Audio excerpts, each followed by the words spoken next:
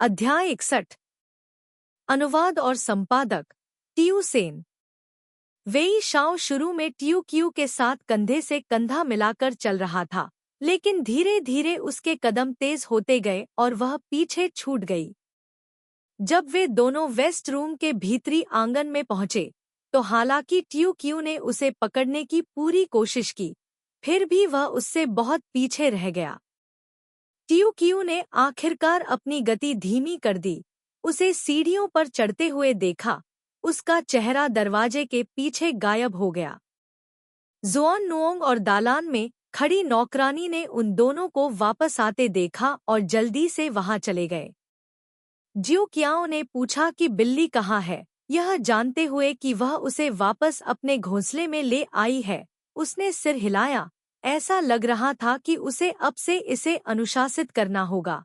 इसे अब और इधर उधर नहीं दौड़ने देना होगा, अन्यथा वेई हवेली इतनी बड़ी थी कि इसे ढूंढना मुश्किल होगा।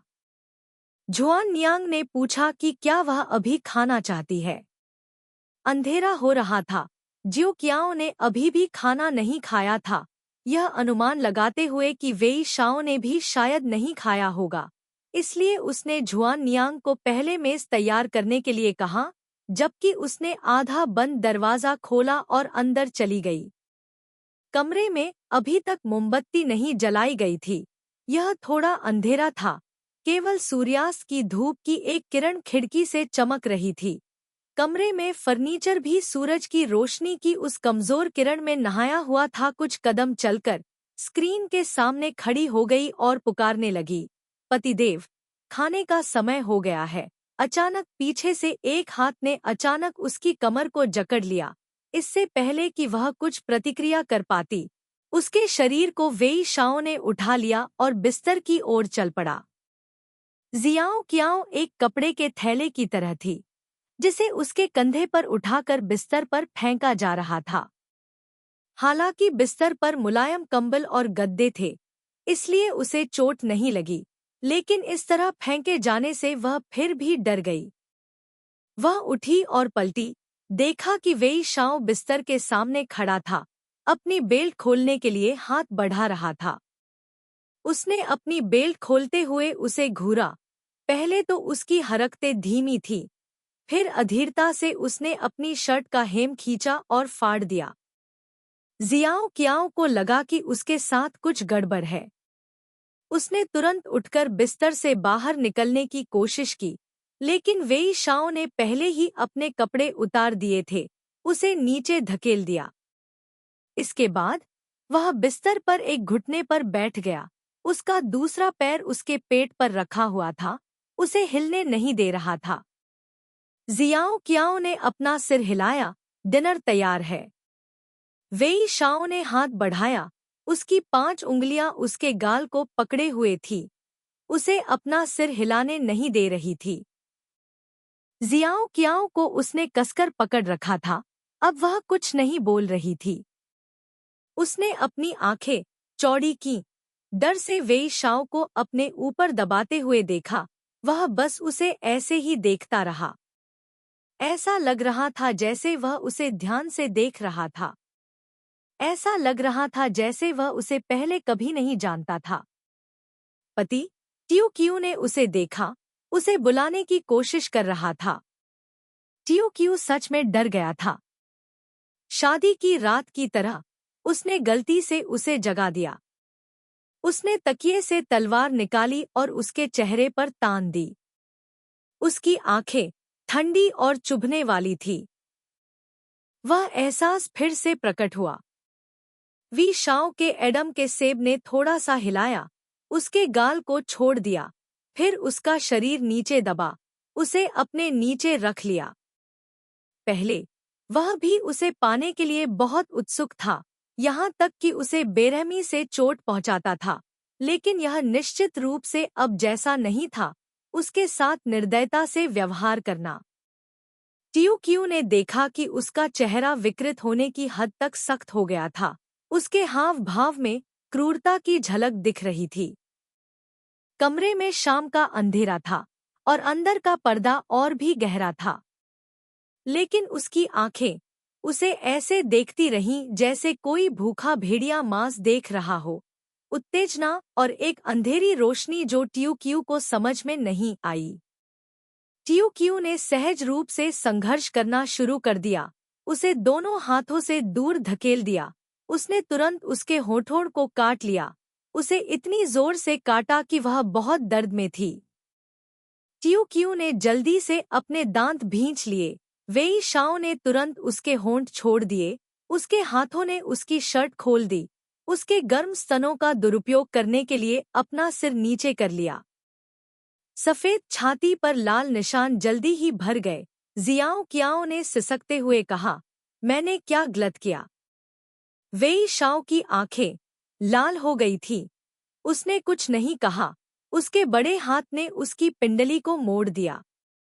इतनी क्रूरता से पेश आना, साथ ही पिछले 2 दिनों में उसके अनियमित बदलाव, अतीत का जोशीला प्यार और भी व्यंग्यात्मक लग रहा था। घुटन भरे कमरे में इस तरह संघर्ष करते हुए उसे पसीना आ गया, लेकिन उसके दिल में ठंडक फैलती रही, गुस्सा भी बढ़ता गया।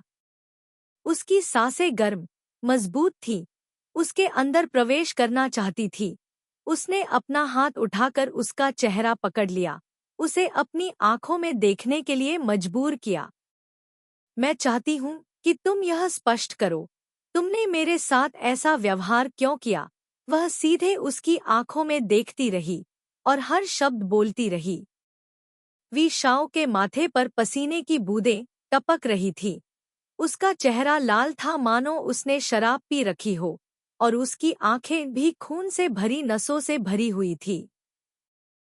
जब दुनिया के सभी पुरुष तुम्हें मेरी तरह चाहते हैं, तभी तुम संतुष्ट होगे, है ना? Outsiders don't say, even the men of the WEI family have to kneel under her skirt. He stopped, gritting his teeth and saying. In that instant, Xio Kiao suddenly understood and was terrified in her heart. You suspect me of having an affair with your cousin? Wei Shao's eyelids twitched, as if he didn't want to talk to her. His bloodshot eyes looked down at her lips, lowered his head and pressed down, biting hard. Let go.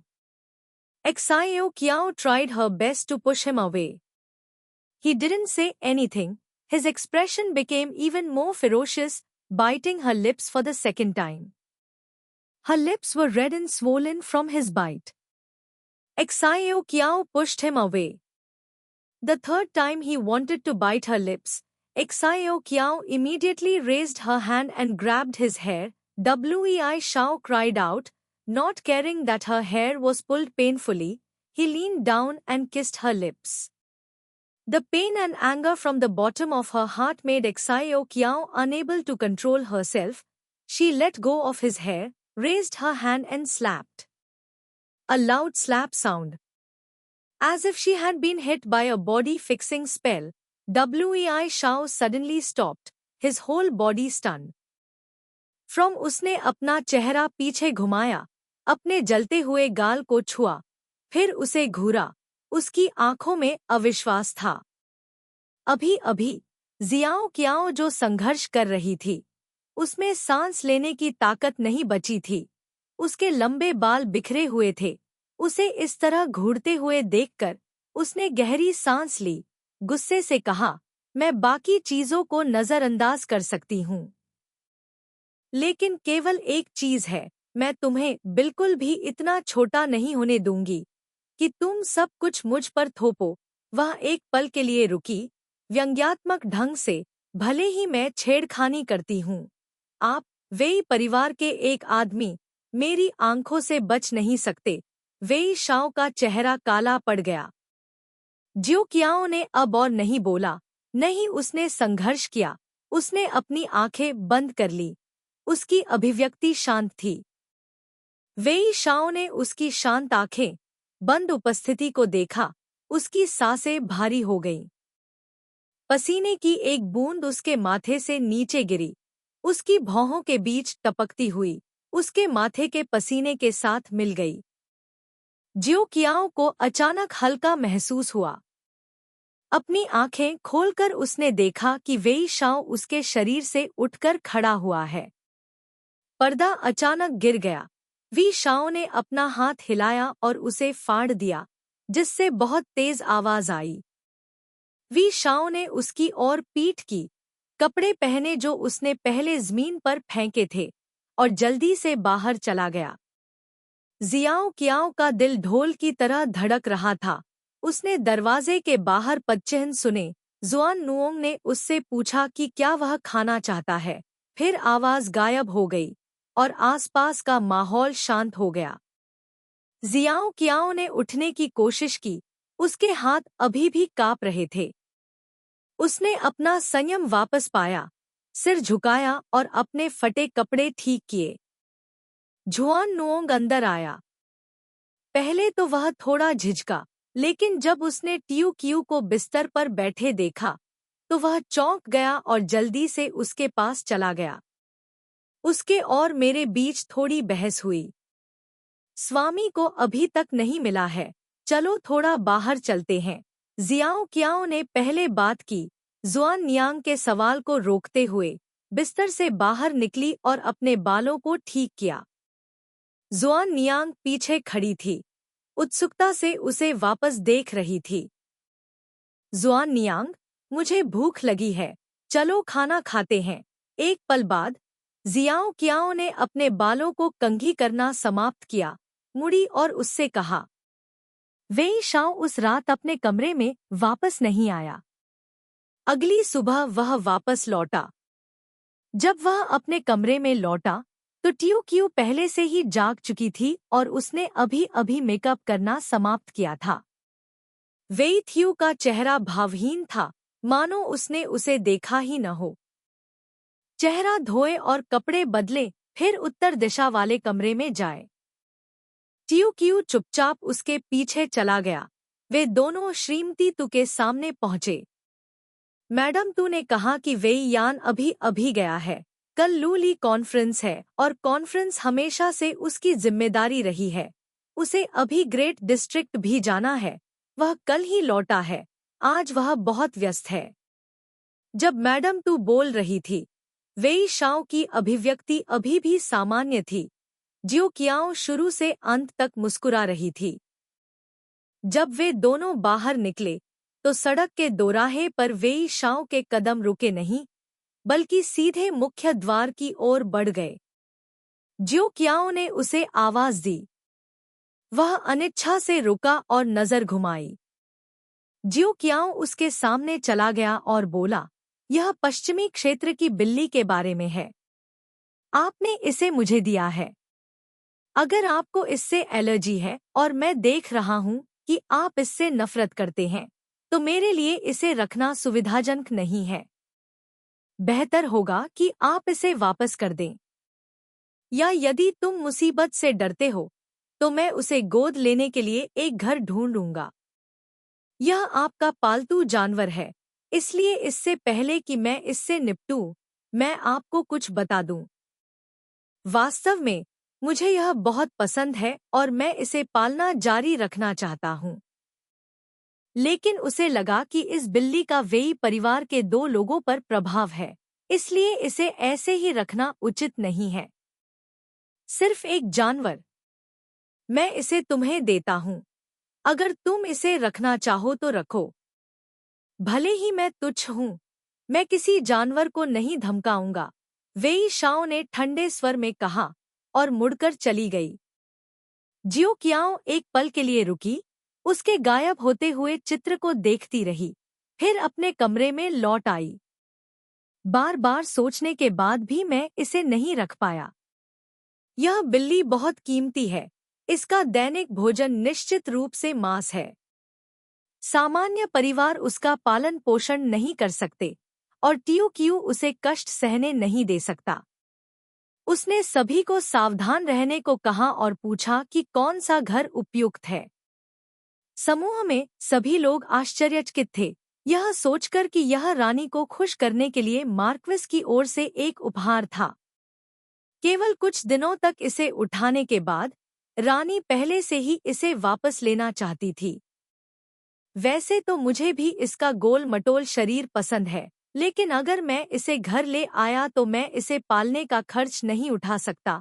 अगर यह मर गया तो मुझे डर है कि इसे फंसाया जाएगा। दोपहर में अप्रत्याशित रूप से उत्तरी कमरे से बूढ़ी नानी आई और मैडम टू को बताया कि वह इसके बारे में जानती है और उसे बिल्ली पालने के लिए कहा। ट्यू क्यू ने जल्दी से बिल्ली को ले लिया। महिला को बिल्लियां बहुत पसंद है। बिल्ली भी उससे प्यार करती थी। जब मैडम टू ने उसके सिर पर हाथ फेरा तो उसका गला लगातार बजता रहा और वह बिना हिले डुले उसकी गोद में लेटी रही। मैंने सुना है कि एयरलैंग ने तुम्हें यह दिया है। अभी कुछ ही दिन हुए हैं, तुम्हें इसे क्यों देना है? मैडम टू ने बिल्ली को कुछ देर तक पकड़े रखा और पूछा। ट्यू क्यू ने जवाब दिया, मैं भी इसे सहन नहीं कर सकती, लेकिन मेरे पति इसके संपर्क में आए और पता चला कि उन्हें एलर्जी है। फिर उसने कहानी सुनाई कि कैसे वह बिल्ली के बच्चे के कमरे में वापस गया और छींकने लगा और फिर उसके शरीर पर दाने निकल आए। मैडम टू ने सिर हिलाया, तो ऐसा ही है। आप और क्या सोचते हैं? यदि आप इसे नहीं बढ़ा सकते तो हम इसका ध्यान रखेंगे। मुझे भी यह पसंद है और यह मेरा साथी भी है, जियो क्याओ ने मुस्कुराते हुए कहा। मैं अभी भी चिंतित थी कि मुझे इसके लिए एक अच्छी जगह नहीं मिल पाई। अब जब दादी ने इसे अपने साथ ले लिया है तो यह एक आशीर्वाद है। दादी के साथ रहना मेरे साथ रहने से कहीं बेहतर है। मुझे भी राहत मिली है। मैडम जू ने मुस्कुराते हुए बिल्ली के बच्चे को छूने के लिए अपना सिर नीचे किया और अनजाने में कहा, क्या झोंग लिन ने आपको नाराज कर दिया? जियो क्याओ चौंक गई और उसने अपना सिर उठाया और देखा कि मैडम जू की एकमात्र आंख उसे देख रही थी। हालांकि उसकी नज़र कोमल थी, लेकिन यह बेहद स्पष्ट थी। मुझे लगता है कि वह सब कुछ समझ गई होगी। निश्चित रूप से, श्रीमती तू ने मुस्कुराते हुए कहा।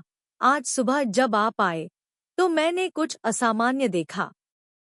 आम तौर पर जब आप मुझसे मिलने आते हैं, मुझसे कुछ शब्द कहते हैं और उसकी ओर देखते हैं, लेकिन आज सुबह केवल मेरे पोते ने ही आपकी ओर देखा और आपने एक बार भी उसकी ओर नहीं देखा। यदि ऐसा नहीं है कि उसने आपको अपमानित किया है, तो फिर और क्या हो सकता है? अध्याय 62। अनुवाद और संपादक टीयू सेंटियू क्यू को थोड़ी शर्मिंदगी महसूस हुई, यह जानते हुए कि झूठ बोलना अच्छी बात नहीं है। उन्होंने अपना सिर झुकाया और कहा, यह सब मेरी बहू के बुरे व्यवहार के कारण है। कल रात कमरे में उसकी उससे थोड़ी बहस हुई, इसलिए वह गुस्सा हो गई और उम्मीद करती है कि उसकी दादी उसे सजा नहीं देंगी। कल रात ट्यू क्यू सोचती रही, यह निर्धारित करते हुए कि पिछले 2 दिनों से वह जिस कारण से परेशान थी वह शायद इस वाक्य से संबंधित था, यहाँ तक कि वेई परिवार के पुरुषों को भी उसकी स्कर्ट के नीचे घुटने टेकने पड़े। मुझे नहीं पता कि उसने उसे फान किम लीन क्यों कहा। वेई नगीम के सामने तो उसने उसके साथ दोस्ताना व्यवहार किया, लेकिन जब वह पलटा तो उसने भौहें सिकोड़ ली। लेकिन एक बात थी जिसके बारे में वह निश्चित थी, वह यह कि उसे लगा कि उसके और वेई नगीम के बीच कुछ गड़बड़ है। फान किम लियन थुई हूँ उपन्यास की एक महिला पात्र का नाम है। वह वो टोंग की भाभी है। एक आदमी के साथ संबंध होने के कारण उसने अपने पति को जहर देकर मार डाला था। ट्यू सेन द्वारा नोट। उस समय वह उसके बकवास विचारों से इतनी घबरा गई थी कि वह मरना चाहती थी। वह एक पल के लिए खुद को नियंत्रित नहीं कर सकी। परिणामों की परवाह किए बिना उसने उसे थप्पड़ मारा, सफलतापूर्वक उसे गुस्से में छोड़ने पर मजबूर कर दिया। हालांकि आज सुबह जब वेई शाओ वापस लौटा तो उसने मैडम टू से मिलने आने पर कोई प्रतिक्रिया नहीं दिखाई, जिससे पता चला कि वह दूसरों को परिवार की बुरी खबर के बारे में नहीं बताना चाहता था। इसलिए जब मैडम टू ने पूछा तो ट्यू क्यू ने सच बताने की हिम्मत नहीं की, केवल इतना कहा, एक छोटी सी बात।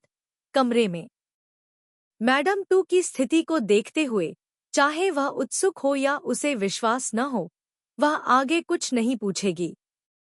निश्चित रूप से मैडम टू ने आगे कुछ नहीं पूछा, बस सिर हिलाया और कहा, कई वर्षों से एक साथ रह रहे हैं और अभी भी झगड़ रहे हैं। एक युवा जोड़े की तो बात ही छोड़िए। भले ही आप कहते हैं कि यह आपकी गलती है, लेकिन मैं जानता हूं कि इससे आपको ठेस पहुंची होगी। वह बचपन से ही बंदर की तरह जिद्दी है। मैं परेशानी खड़ी किए बिना नहीं रह सकता। उससे बहस करने से मैं और थक जाऊंगा। जियाओ कियाओ को लगा कि मैडम जू के शब्दों में कुछ छिपा हुआ अर्थ है, लेकिन इस समय इसके बारे में सोचना उचित नहीं था।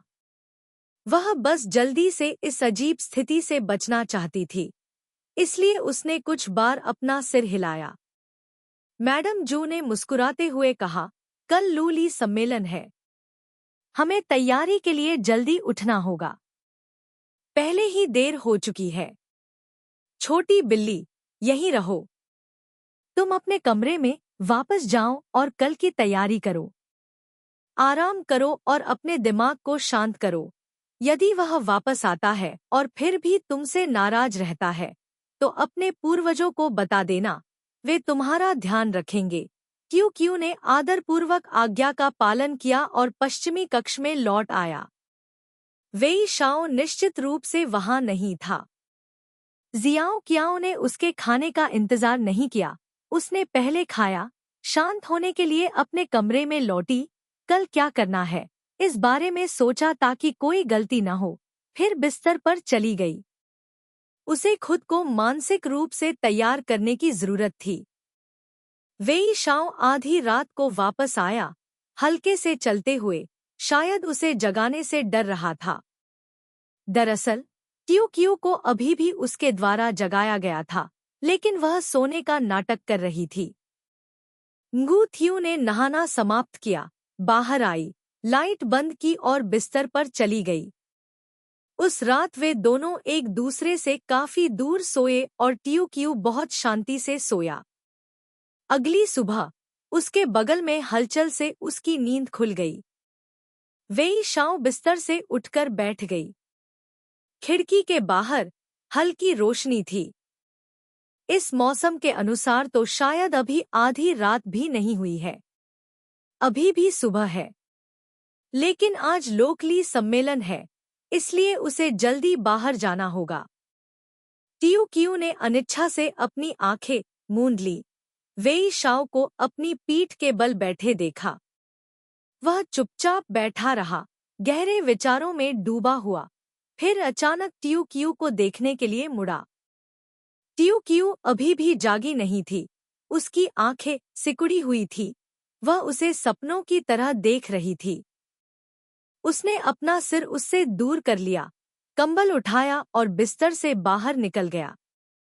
हालांकि ऐसा कुछ हुआ था, लेकिन वे दोनों एक दूसरे के प्रति ठंडे थे। लेकिन चूंकि वह जाग रही थी, इसलिए ट्यू क्यू ने वही किया जो करने की जरूरत थी।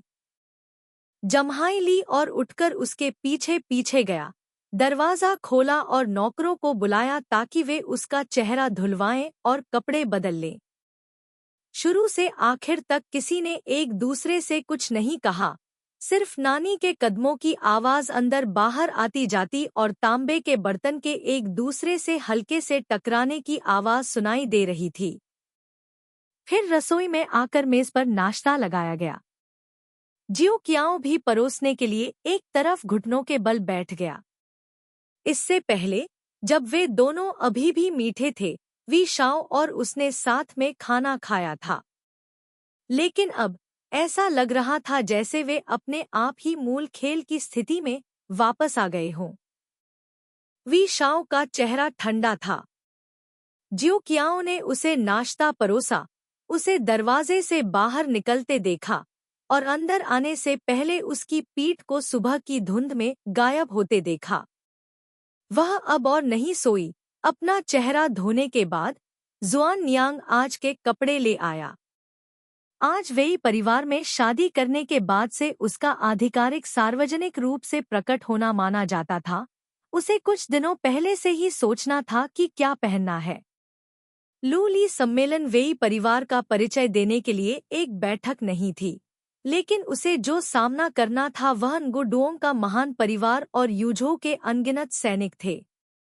ट्यू क्यू पहले से ही सुंदर थी, इसलिए जिस चीज को उजागर करने की जरूरत थी वह उसकी सुंदरता नहीं थी, बल्कि वेई परिवार की तीसरी पीढ़ी की महिला सम्राट का नेक स्वभाव था।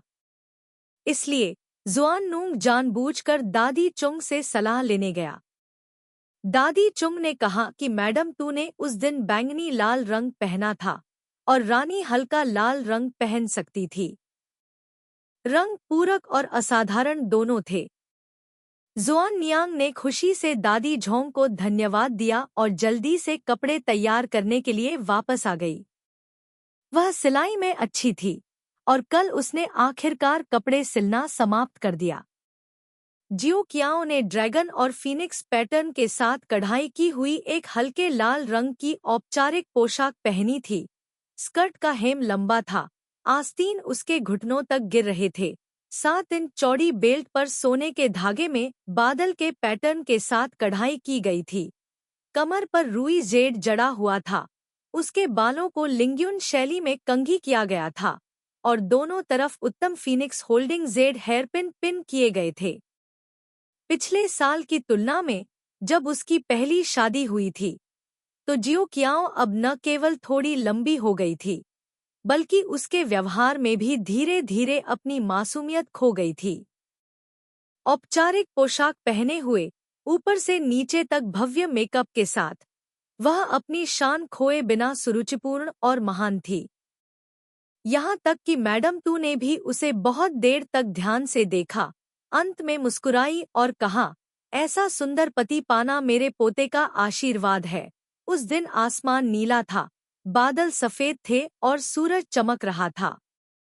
दिन के समय वेई लियांग को महिला परिवार का स्वागत करने के लिए वेई हवेली में जाने का आदेश दिया गया था। जियाओ कियाओ और मैडम जू गाड़ी में सवार हो गए और झो शी भी उनके पीछे पीछे चला गया। शहर से कुछ 100 मील की दूरी तय करने के बाद वे लू ली टेरेस पहुंचे।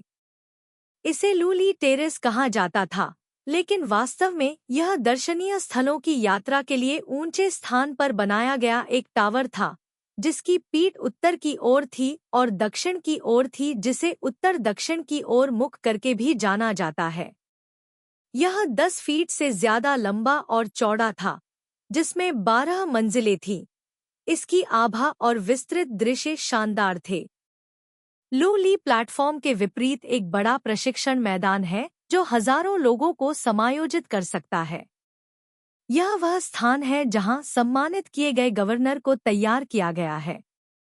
बाहर आने के लिए और मैडम तो उसके बाल बड़े करीने से बंधे, लाल और बैंगनी रंग के कपड़े पहने हुए, एक ड्रैगन हेडेड स्टाफ पर एक हाथ से बाहर निकलने के लिए, दूसरे हाथ से बाहर आने के लिए, चू थी ने पीछे की ओर मुलाकात की। शेष सभी गवर्नरों ने एक स्वर में सिर झुकाया। लू ली सम्मेलन प्रतिभाशाली लोगों को चुनने के अलावा वेई परिवार और सभी जगह के गवर्नरों के लिए संपर्क करने और संबंधों को बढ़ावा देने का एक अवसर भी था। आज यहाँ आमंत्रित किए गए गवर्नर वेई शाओ के पिता के सभी पुराने दोस्त थे। वेई शाओ कुछ दिन पहले उनसे मिले थे और उनका मैडम तू से भी संपर्क था, इसलिए वे उनसे मिलने के लिए उत्सुक थे। लेकिन मैडम तू ने मेहमानों से मिलने से मना कर दिया था। अब जब वह आखिरकार दिखीं, तो वे उनका स्वागत करने के लिए आगे बढ़े। मैडम तू बहुत उत्साहित थी। उनके चेहरे पर मुस्कान थी क्योंकि वह हर व्यक्ति से पूछ रही थी। उनकी आंखें जियाओ कियाओ की ओर देख रही थी। उन्होंने मुस्कुराते हुए कहा, मैं बूढ़ी हो गई हूँ। सौभाग्य से वेई परिवार के पास एक वारिस है। यह मेरे पोते की नई दुल्हन है कियाओ शी। वह मुझे बहुत पसंद है। आज कियाओ शी को युद्ध शुरू करने के लिए ढोल पीटने के लिए मेरी जगह लेने दें, ताकि यूझो के बहादुर योद्धाओं की भावना को प्रोत्साहित किया जा सके। जियो कियाओ ने सभी की चकित निगाहों के नीचे शांति से आगे कदम बढ़ाया और मुस्कुराते हुए कहा, यहाँ आने से पहले मेरी दादी ने निर्देश दिए थे। आज यहाँ आने वाले सभी नायक और महापुरुष हैं। मैं बिल्कुल भी अपमानजनक नहीं हो सकता। आज मुझे आपसे मिलकर बहुत खुशी हुई, अंकल। कृपया मेरा उपहार स्वीकार करें। बोलने के बाद उसने 3 दिशाओं में सिर झुकाया। सभी ने देखा कि वह युवा थी, लेकिन उसका रूप रंग अद्वितीय था, उसका व्यवहार सुरुचिपूर्ण था और वह खुलकर और प्रसन्नतापूर्वक बोलती थी। सभी की आंखें चमक उठती थीं और वह मैडम जू से भी प्यार करती थी। यह तो बताने की जरूरत नहीं कि वह वी शाओ की पत्नी थी। किसी ने भी लापरवाही बरतने की हिम्मत नहीं की और उसे सलाम किया। मैडम जू बहुत अच्छे मूड में थी। उसने जियो कियाओ का हाथ पकड़ा और एजियोर ड्रैगन गेट में चली गई। प्रशिक्षण मैदान में मौजूद हजारों सैनिकों ने मैडम जू को देखा और सम्राट अमर रहे के जयकारे एक साथ गरजने लगे। मैडम जू ने मुस्कुराते हुए जियो कियाओ का हाथ थामा। झोशी उसके पीछे पीछे चला और 2 भाइयों वी शाओ और वी यान के अनुरक्षण में वे लू ली प्लेटफॉर्म पर चढ़ गए। सभी स्थानों से आए गवर्नर, कुलीन लोग और अतिथि भी अवलोकन डेक की ओर दौड़े। युआन दाई और डिंगक्वो, जो 2 दिन पहले आए थे, को भी उनकी सीटों पर ले जाया गया। लू ली प्लेटफॉर्म से बहुत अच्छा नज़ारा दिखाई दे रहा था। ठंडी हवा बह रही थी। प्लेटफॉर्म पर खड़े होकर कोई भी सैनिक विशाल प्रशिक्षण मैदान पर राजसी हथियारों और राजसी सैन्य आभा के साथ एक गंभीर संरचना में उड़ते हुए देख सकता था। उन्हें देखना ही रोमांचक था। जियो कियाओ जानती थी कि वेई यान और वेई शाओ उसके ठीक बगल में थे, इसलिए उसने इन 2 वेई परिवार के लोगों पर कोई ध्यान नहीं दिया, जैसे कि वे उसकी नज़र में मौजूद ही नहीं थे। उसने केवल मैडम तू की ओर देखा। उनकी उत्साहवर्धक निगाहों के नीचे उसने एक गहरी सांस ली, अपने दिल में घबराहट की भावना को दूर किया। लू ली मंच के बीच में रखे बड़े कांस्य ड्रम के पास चली गई। सैनिक के हाथ से कांस्य ड्रमस्टिक प्राप्त किया। नीचे हजारों लोगों की चौकस निगाहों के नीचे ड्रम को पीटने के लिए अपना हाथ स्थिर रूप से उठाया। ढोल 3 बार बजा। ढोल की आवाज अभी बंद नहीं हुई थी। उसने अपनी आवाज उठाई और कहा, क्यूई का महल, इसे शाही प्रकाश कहो। हे वीर योद्धा, चारों दिशाओं की रक्षा करो। सीमाओं के बिना दीर्घायु। मुझे बेवकूफ होने के लिए माफ करें। मुझे समझ नहीं आया कि उसने क्या कहा। उस समय हवा जोर से चली, साथ ही कांस्य ड्रम की आवाज भी आई, एक स्पष्ट आवाज जिसमें वीरता की भावना थी। हवा द्वारा पूरे प्रशिक्षण मैदान में फैल गई। अमर अमर रहें, अमर अमर रहें। प्रशिक्षण का मैदान शुरू में शांत था, लेकिन थोड़ी देर के बाद सीमाओं के बिना दीर्घायु के उसके शब्दों को फिर से देखा गया और उसके चिल्लाहट आकाश में पहुंच गई। तेज हो रहा था और उसके हाथ पसीने में शामिल थे। इस तरह के एक महान प्रदर्शन के साथ इस लू ली प्लेटफॉर्म पर खड़े होना उसके लिए असंभव था और नीचे हजारों लोगों द्वारा प्रशंसा की जानी चाहिए। उसने कभी ऐसी महिमा की उम्मीद नहीं की थी। वह खुद को अयोग्य महसूस कर रही थी। साथ ही उसे थोड़ा डर भी लगा, डर था कि वह आज इस गौरव का बदला नहीं चुका पाएगी। हालांकि मैडम तू ने उसे यह पद दिया था और वह मना नहीं कर सकती थी। ट्यूक्यू को वास्तव में समझ में नहीं आया कि मैडम तू उसे इतना महत्व क्यों देती है। लेकिन अगर वह इसे महत्व देती और आज के मामले को वह किसी भी तरह से अस्वीकार नहीं कर सकती थी, तो वह केवल यही कर सकती थी कि वह अपनी तरफ से पूरी कोशिश करे और मैडम तू की उम्मीदों को निराश न करे। और अब ऐसा लग रहा था कि उसने यह कर दिखाया है। कम से कम शर्म तो नहीं आई। मैडम तू ने उसे अपने पास बैठने के लिए इशारा किया, उसके हाथ के पिछले हिस्से को हल्के से थपथपाया और मुस्कुराते हुए कहा, बहुत बढ़िया किया। क्यू ने उत्तर दिया, मेरी दादी के प्रोत्साहन के लिए धन्यवाद। मैंने अपने मिशन को अपमानित नहीं किया। ढोल पीटने के बाद लोकली सम्मेलन आधिकारिक रूप से शुरू हुआ। सैनिकों की जयकार पूरे प्रशिक्षण मैदान में गूंज उठी, जिससे उनकी टीम को युद्ध में जाने की प्रेरणा मिली। वेई शाओ और वेई यान दोनों प्रशिक्षण मैदान में जाने के लिए तैयार हो गए और मैडम जू के सामने झुक गए। वेई यान के चेहरे पर मुस्कान थी, उसकी अभिव्यक्ति शांत और संयमित थी। वेई यान को देखते हुए जियो कियाओ यह सोचने से खुद को रोक नहीं पाई कि वेई शाओ एक महिला से भी ज्यादा संदिग्ध है। हालांकि उसे समझ में नहीं आया कि उसे कैसे संदेह था कि उसके और वेई यान के बीच कुछ गड़बड़ है, लेकिन जब वे पहली बार मिले थे तब वेई यान की नज़र को याद करते हुए अब उन दोनों को अपने सामने खड़े देखकर उसे अचानक घृणा महसूस हुई। जियो कियाओ वेई शाओ को देखने से खुद को रोक नहीं पाई।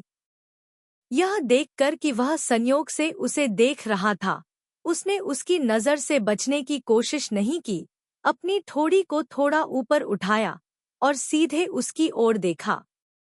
वी शाओ रुक गया, उसकी अभिव्यक्ति काली पड़ गई और वह जाने के लिए मुड़ा। वी यान उसके पीछे पीछे गया और साथ में वे लूली मंच से नीचे चले गए। दो बुरी आत्माएं चली गईं और जियाओ कियाओ को आखिरकार राहत महसूस हुई और उसने तुरंत अपने छोटे भाई कियाओसी की आकृति को प्रशिक्षण मैदान पर खोजा। आज 2 मार्शल आर्ट प्रतियोगिताएं थीं, घुड़सवारी, तीरंदाजी और कुश्ती। पहला मैच घुड़सवारी तीरंदाजी का था, जिसमें क्यूतू ने भी भाग लिया था। आंतरिक महल प्रतियोगिता घुड़सवारी और तीरंदाजी का संयोजन थी। फिनिश लाइन पर एक सुनहरी घंटी लटकी हुई है।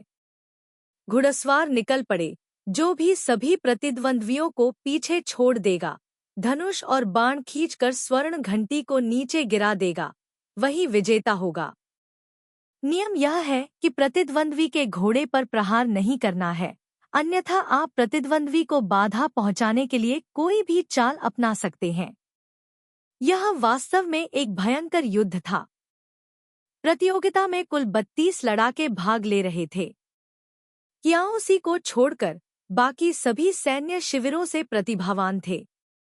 हर कोई अपने घोड़ों पर सवार होकर शुरुआती लाइन पर पहुंचा और मैच शुरू होने का इंतजार करने लगा। जियाओ कियाओ ने जल्दी से कियाओसी को देखा। वह आज बेहद उत्साही लग रहा था। चांदी का कवच पहने, तलवारों जैसी भौहें, कंधे पर धनुष, कमर में तलवार टांगे, शान से घोड़े पर सवार। टियू खुश था, क्यूतू को ध्यान से देख रहा था। क्यूतू ने टियू की निगाहों को महसूस किया, अचानक अपना सिर घुमाकर लोकली दाई की ओर देखा, जो चमकीली मुस्कान बिखेर रहा था। अध्याय 63। इस अध्याय में चित्र हैं। यदि आप अध्याय की सामग्री नहीं देख पा रहे हैं, तो कृपया पढ़ने के लिए अपने ब्राउज़र के चित्र प्रदर्शन मोड को सक्षम करें। अनुवाद एम्प, संपादक जियाओ सेन। लूली मंच बहुत ऊपर था और हजारों लोग ध्यान से देख रहे थे। जियाओ कियाओ जानती थी कि इस समय अनगिनत आंखें उसे देख रही थी। अपने छोटे भाई को देखकर मुस्कुरा रहा था, लेकिन अपनी हैसियत के कारण संदेह से बचने के लिए उसने केवल मुस्कुराने की हिम्मत की। कोई विशेष भावना नहीं दिखाई, लेकिन उसकी आंखों में प्रोत्साहन की रोशनी छिप नहीं सकी। उस समय जियाओ कियाओ ने ऊपर जाते हुए कदमों की आवाज सुनी और अपना सिर घुमाकर देखा। सीढ़ियों पर हल्के लाल कपड़े पहने एक व्यक्ति दिखाई दिया। उसने इस व्यक्ति को पहचान लिया। यह सु नगा हुआंग थी। सु नगा हुआंग ने एक हाथ से अपनी स्कर्ट का किनारा उठाया और उसके बाएं और दाएं 2 नौकरानियां उसकी सेवा कर रही थी। उसने हल्के लाल रंग की पोशाक पहनी हुई थी और हरे पत्थर की सीढ़ियों पर शान से चलती हुई मैडम टू की ओर बढ़ रही थी। इससे पहले कि वह करीब पहुंच पाती, उसे रोक दिया गया। गार्ड मैडम तू को यह रिपोर्ट देने के लिए आगे बढ़ा कि मैडम ता फुंग डुक कांग तो थी आ गई है और उसने उनका सम्मान करने को कहा है। मैडम तू ने सु नगा हुआंग को पहले भी देखा था, लेकिन वह शांत रही और मुड़कर नहीं देखा, केवल उसे अंदर जाने का आदेश दिया। जब चू थी ने सुना कि मैडम ता फुंग डुक कांग तो थी वहां थी, तो उसने तुरंत पलटकर देखा और सु नगा हुआंग को वहां खड़ा देखा। उसके चेहरे पर तुरंत अप्रिय भाव आ गया। गार्ड ने सु नगा हुआंग को अंदर जाने दिया। सु नगा हुआंग मैडम तू के सामने आया और सम्मानपूर्वक उसे प्रणाम किया। मैडम तू ने मुस्कुराते हुए उसे इतना विनम्र न होने को कहा। सु नगा हुआंग ने चू थी को फिर से प्रणाम किया। चू थी ने नाक सिकोड़ते हुए कहा, खड़े हो जाओ। भले ही आप विधवा हैं, आप ड्यूक जुओ फेंग यी की पत्नी भी थी। मैं तो बस एक देहाती महिला हूँ। मैं इतना बड़ा तोहफा स्वीकार करने की हिम्मत कैसे कर सकती हूँ? बोलते समय उसका चेहरा एक तरफ झुका हुआ था। सु नगा हुआंग अभी भी मुस्कुरा रहा था। खड़ा हुआ और उसने तियू क्यू को देखा जो तू फु नहान के बगल में बैठा था, और मुस्कुराते हुए कहा, लूनो में अलग होने के बाद मुझे हमेशा तुम्हारी याद आती थी। बहन, एक दिन फिर से तुमसे मिलने की उम्मीद थी, लेकिन अब अंततः मेरी इच्छा पूरी हो गई है। क्यू क्यू ने भी मुस्कुराते हुए थोड़ा सिर हिलाया और कहा, मैं अपनी पत्नी द्वारा इस तरह याद किए जाने के लिए बहुत आभारी हूँ। जब दोनों की बातचीत समाप्त हो गई तो श्रीमती चू ने पूछा, आप नगु डुओंग कब आए? तुमने हमें पहले क्यों नहीं बताया? यह तो और भी असभ्यता होगी। गा हुआंग ने जल्दी से कहा, मैडम, कुछ ऐसा है जो आप नहीं जानती। लोकली एक महान नायक सम्मेलन है। मेरा एक भतीजा है जिसका नाम टो टिन है, जो ट्रुंग सोन का कप्तान है, जिसमें घुड़सवारी और तीरंदाजी के बेहतरीन कौशल हैं। वह अपने कौशल का परीक्षण करने के लिए यहाँ आना चाहता है। इस बार मैं यहाँ आया हूँ, सबसे पहले तो अपने भतीजे की खुशी मनाने के लिए, दूसरे इसलिए कि हालांकि मैंने कई वर्षों से नगु डुओंग में कदम नहीं रखा है, फिर भी मुझे अपनी मामी और मैडम की याद आती है। अब इस अवसर का लाभ उठाकर यहाँ आइए। मैं कल देर से पहुंचा। मैं बस तुरंत हवेली में जाकर श्रद्धांजलि देना चाहता था, लेकिन मैं अपनी नानी और मैडम के आराम में खलल डालने से डर रहा था, इसलिए मैंने कुछ भी कहने की हिम्मत नहीं की। मैंने मन ही मन सोचा कि आज सुबह जाकर श्रद्धांजलि देना अधिक सुविधाजनक होगा। मैडम चू ने अपने होठों के कोने को हिलाया और कुछ नहीं कहा। प्रशिक्षण मैदान के बीच में घुड़सवारी तीरंदाजी प्रतियोगिताओं के लिए एक जगह थी। लाइन में लगना, हाजिरी लगाना। 32 योद्धा अपने घोड़ों पर कूद पड़े, हाथ में धनुष लिए, जोश में खड़े होकर कमान शुरू होने का इंतजार कर रहे थे। सु नगा हुआंग ने बीच में बैंगनी रंग के लंबे आदमी की ओर इशारा करते हुए मुस्कुराते हुए कहा, वह मेरा भतीजा है। हालांकि वह मुझसे कुछ ही साल छोटा है। उसने कई सालों तक झोंगशान सेना में प्रशिक्षण लिया है, बहुत मेहनत की है और आखिरकार कुछ प्रतिष्ठा हासिल की है। सौभाग्य से उसे अपने कौशल दिखाने के लिए, सबके सामने प्रदर्शन करने के लिए नगु डुओंग भेजा गया था। क्यू क्यू ने उसकी ओर देखा। टिन लगभग 20 साल का था, लंबा, काले घोड़े, सफेद और नीले फर वाले घोड़े की एक नस्ल पर सवार था। रत्नों से जड़ी काठी सूरज की रोशनी में चमक रही थी, योद्धाओं के बीच अलग दिख रही थी। वह अपना सिर और सीना ऊपर उठाए, घोड़े की पीठ पर गर्व से सवार, बेहद आत्मविश्वास से भरा हुआ। मैडम तू ने भी उसकी तरफ देखा, सिर हिलाया और कहा, वह एक युवा नायक है। टोनगा हुआंग ने जल्दी से उसे धन्यवाद दिया, उसकी ओर देखा और तू फु नहान की ओर चलने ही वाला था, लेकिन जैसे ही उसने अपना पैर उठाया, उसने चू थी को यह कहते सुना, मुझे नहीं पता था कि तुम आज सुबह आ रही हो, इसलिए मैंने तुम्हारे लिए यहाँ जगह की व्यवस्था नहीं की। मैं देख रहा हूँ कि घुड़सवारी तीरंदाजी प्रतियोगिता शुरू होने वाली है। आप अपने भतीजे का उत्साहवर्धन करने आए हैं। आप जुआनवू मंच से नीचे क्यों नहीं चले जाते? जुआनवू स्टेज लूली स्टेज के बगल में है, जहां कुलीन महिलाएं प्रतियोगिता देखने आती हैं। सु नगा हुआंग रुक गए, एक पल के लिए चू थी को देखा, फिर मुस्कुराए और कहा, व्यवस्था के लिए धन्यवाद, मैडम। फिर मैं यहाँ नीचे जाऊंगा, एक क्षण रुकूंगा और अपनी नानी और मैडम को सम्मान देने के लिए महल में वापस आऊंगा।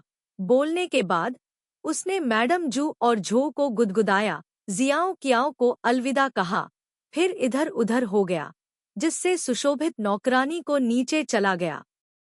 इसलिए वह झो शी की लगभग खारिज करने के लिए हैरान थी। पूरे अखाड़े ने चुपचाप अपनी सांस रोक ली, क्योंकि यह 32 योद्धाओं को देखा गया था जो प्रतिस्पर्धा करने के लिए तैयार थे। नीचे अपने छोटे भाई की परछाई की तलाश में। शुरुआती आदेश पर 32 योद्धाओं ने एक साथ अपने घोड़ों को आगे बढ़ाया और 100 मीटर से भी ज्यादा दूर सुनहरी घंटी के साथ फिनिश लाइन की ओर दौड़ पड़े। जब 32 घोड़े दौड़े तो वे अपनी अपनी दिशा में भागे।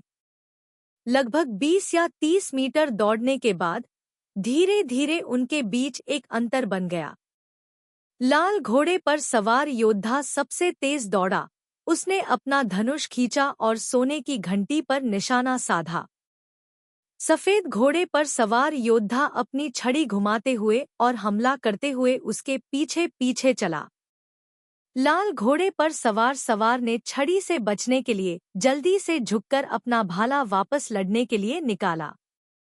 दोनों पक्षों में लड़ाई हुई। प्रतियोगिता के नियम थे कि प्रत्येक व्यक्ति अधिकतम 3 तीर ही उठा सकता था। अगर वे अपने सभी तीर सोने की घंटी से टकराए बिना ही चला देते या जमीन पर गिर जाते तो उन्हें बाहर कर दिया जाता। अगर कोई पहले ही शुरू कर चुका होता तो बाकी योद्धा भी उसका अनुसरण करते। इसके अलावा नियम भी इसकी अनुमति देते हैं। हर कोई प्रतिद्वंद्वी को रोकना चाहता है, घेराबंदी से बाहर निकलने और स्वर्ण घंटी को मारने वाला पहला व्यक्ति बनना चाहता है। प्रशिक्षण मैदान के चारों ओर ढोल की गड़गड़ाहट और सैनिकों के जयकारों के बीच रेसट्रैक पर कड़ी प्रतिस्पर्धा देखने को मिली। बहुत जल्दी ही एक के बाद एक लोग अपने घोड़ों पर काबू नहीं रख पाए और गिर पड़े। आधी यात्रा पूरी होने पर मूल 32 योद्धाओं में से आधे से भी कम बचे थे। बाकी लोग या तो घायल हो गए थे और अपने घोड़ों से गिर गए थे, या उनके धनुष और तीर चोरी हो गए थे, या उन्होंने सोने की घंटी को छुए बिना 3 तीर चलाए थे। क्यूत ने हथियार के रूप में भालों की एक जोड़ी का इस्तेमाल किया। बचपन से ही उन्हें मार्शल आर्ट का शौक था। घर के ट्रेनिंग ग्राउंड में वे दिन रात कड़ी मेहनत करते थे, चाहे सर्दी हो या गर्मी, हवा हो या बारिश, वे पूरी लगन से अभ्यास करते थे। उसके शरीर में कोमल टेंडन थे, मानो वह मार्शल आर्ट का अभ्यास करने के लिए पैदा हुआ था। इसलिए ये सभी वर्ष सहज थे। और वेई यान ने उसे जो घोड़ा दिया था वह भी एक दुर्लभ घोड़ा था, जिसे केवल 1000 में एक बार चुना जाता था।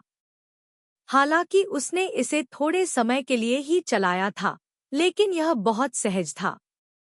आज आदमी और घोड़ा एक थे, और दौड़ के आधे रास्ते से पहले ही वे पहले से ही बढ़त ले रहे थे। उसने अभी अभी एक योद्धा को हराया था जो पीछे चल रहा था और उसका धनुष और तीर चुराना चाहता था, और अंत में उसने प्रतिद्वंद्वी को उसके घोड़े से गिराने के लिए एक भाला का इस्तेमाल किया। वह तीसरा प्रतिद्वंद्वी था जिसे उसने हराया था। वेई शाओ की सेना हमेशा बहादुर रही थी। हालांकि लूली सम्मेलन सिर्फ एक प्रतियोगिता थी, यह एक असली बंदूक और असली गोलियां थीं, और सभी योद्धाओं ने सुरक्षात्मक कवच पहने थे। कियाओ सी उनमें सबसे छोटा था, और प्रशिक्षण मैदान में काफी सैनिकों को पता था कि वह महिला सेना का छोटा भाई था। जैसे ही उसने शुरुआत की, उसने सभी का ध्यान आकर्षित किया। मैच के मध्य तक प्रतीक्षा करते हुए उसके असाधारण घुड़सवारी कौशल, उत्कृष्ट मार्शल आर्ट लगातार 3 योद्धाओं को हराने, लेकिन उन्हें नियंत्रित करने के लिए अपने हाथों का उपयोग करते हुए, कुछ अन्य योद्धाओं के विपरीत, जो जल्दी से जीतना चाहते थे और अपने हाथों का कपटपूर्ण तरीके से उपयोग करते थे, प्रत्येक चाल प्रतिद्वंद्वी की कमजोर जगह पर वार करती थी। सभी ने उसे 10 राउंड से अधिक समय तक घोड़े पर सवार प्रतिद्वंद्वी से लड़ते हुए देखा। अंत में वार को रोकते हुए प्रतिद्वंद्वी को घोड़े से नीचे गिराने के लिए परशु के हैंडल का उपयोग करते हुए वे सभी अपने दिलों में उसका सम्मान करते थे और उसके लिए जयकार करने लगे। कियाओ सी ने जो परशु इस्तेमाल किया था, उसका छोटा भाई इतना उत्कृष्ट था और उसे भी सभी द्वारा जयकार और समर्थन दिया जा रहा था। हालांकि ज़्याओ कियाओ खुश थी, उसका दिल अभी भी घबराया हुआ और चिंतित था। आंखें चौड़ी करके, उसकी पीठ को देखते हुए, हाथों को मुट्ठियों में बांधकर, पलक झपकाने की हिम्मत न करते हुए। उस योद्धा को हराने के बाद क्यूतू ने तुरंत घोड़े के पेट को जकड़ लिया। ऐसा प्रतीत हुआ कि घोड़े ने अपने मालिक के विचारों को समझ लिया था और वह पूरी गति से दौड़ता हुआ आगे चल रहे लोगों को पीछे छोड़ता हुआ अंतिम रेखा तक पहुंच गया। जैसे ही उसने अपना धनुष उठाया और तीर चलाया, सभी की निगाहों के सामने वह पहला तीर चलाने ही वाला था कि अचानक एक बड़ी कृपाण नीचे गिरी। कियाओ सी ने जल्दी से अपना धनुष वापस खींच लिया और चकमा दिया। उसने अपना सिर घुमाया और देखा कि बैंगनी रंग की पोशाक पहने एक योद्धा उसका पीछा कर रहा है। उसकी आंखें भयंकर थीं। यह झोंगशान का सुशिन था।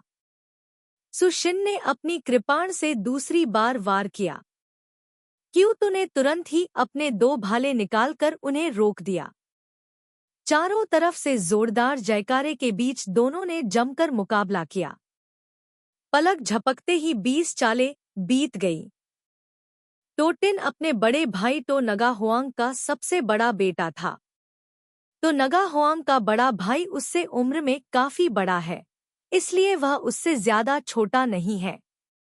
10 साल पहले हान टोन के लोयांग में प्रवेश करने से पहले उसकी चाची तो नगा हुआंग ने लू लोई से विवाह किया था, तो परिवार एक समय गौरवशाली था। लेकिन अब जब परिवार गिर चुका था, तब भी सुशिन के मन में ऊंचे पद और शक्ति की महत्वाकांक्षा थी। वह पहले से ही घुड़सवारी और तीरंदाजी में प्रतिभाशाली था, इसलिए वह लूली ग्रैंड कॉन्फ्रेंस में प्रसिद्ध होने की चाहत में यहाँ तक आया था। इसलिए अभी वह शुरू से ही क्रूर था, लगातार 10 से अधिक लोगों को घायल कर रहा था, रास्ता साफ करने के लिए वार पलटवार कर रहा था।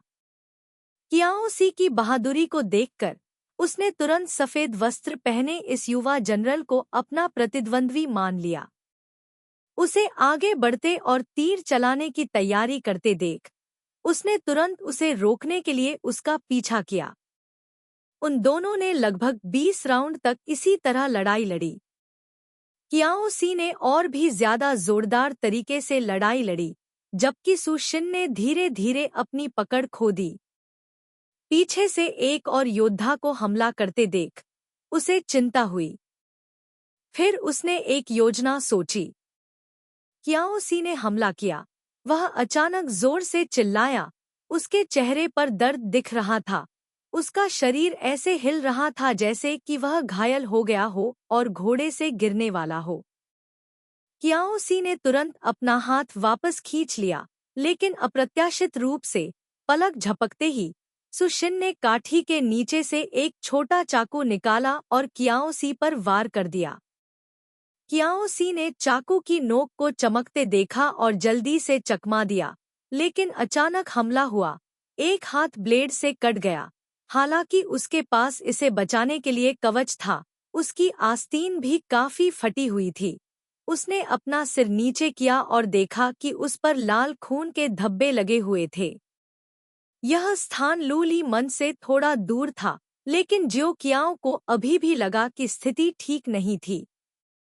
उसका दिल जोरों से धड़क रहा था। अपने आसपास की बातों पर ध्यान न देते हुए वह उठ खड़ी हुई और रेलिंग की तरफ भागी, आंखें चौड़ी करके नीचे की ओर देखती रही। क्यूतू और तोटिन ने लड़ाई लड़ी, स्पष्ट रूप से जीत रहे थे, लेकिन अप्रत्याशित रूप से तोटिन ने एक चाल चली और क्यूतू को घायल कर दिया। दोनों पक्षों के सैनिक जोर से चिल्लाए। तोटिन ने ऐसा नाटक किया जैसे उसने सुना ही न हो। क्यूतू पर चाल चलने के बाद उसने दांत पीसते हुए अपने घोड़े से अंतिम रेखा तक दौड़ने का आग्रह किया। जैसा कि उन्होंने संपर्क किया, उन्होंने अपना धनुष उठाया। ग्राउंड, हर कोई कागज की एक शीट के रूप में चुप था। अनगिनत आंखें तीर को करीब से देख रही थी। लक्ष्य की ओर अपने घोड़े को कूदते हुए, जल्दी से लकड़ी के लक्ष्य पर चलते हुए, तीर को बाहर निकालते हुए, फिर मंच पर कूदते हुए, तीर को ऊंचा पकड़े, अपने हाथों को लहराते हुए और प्रशिक्षण के मैदान में देखा। गड़गड़ाहट ज़ोनवू प्लेटफॉर्म पर युयांग कबीले की कुलीन महिलाएं कियाओसी को ध्यान से देखती रहीं, फिर एक दूसरे से फुसफुसाती रहीं। जियाओ कियाओ का धड़कता हुआ दिल अब शांत हो गया था। चमकीली पीली धूप में उसने अपने छोटे भाई को अपना हाथ उठाते देखा। उसका चांदी का कवच चमक रहा था, उसकी आभा राजसी थी। और विशाल प्रशिक्षण मैदान पर इस समय लगभग हर कोई उसकी प्रतिभा के कारण चिल्ला रहा था। जियाओ कियाओ उत्साहित थी, उसकी नाक में जलन हो रही थी। वह अपना हाथ उठाकर अपना मुंह ढकने से खुद को रोक नहीं पाई। वेई शाओ कुछ ही दूरी पर अवलोकन मंच पर खड़ा था।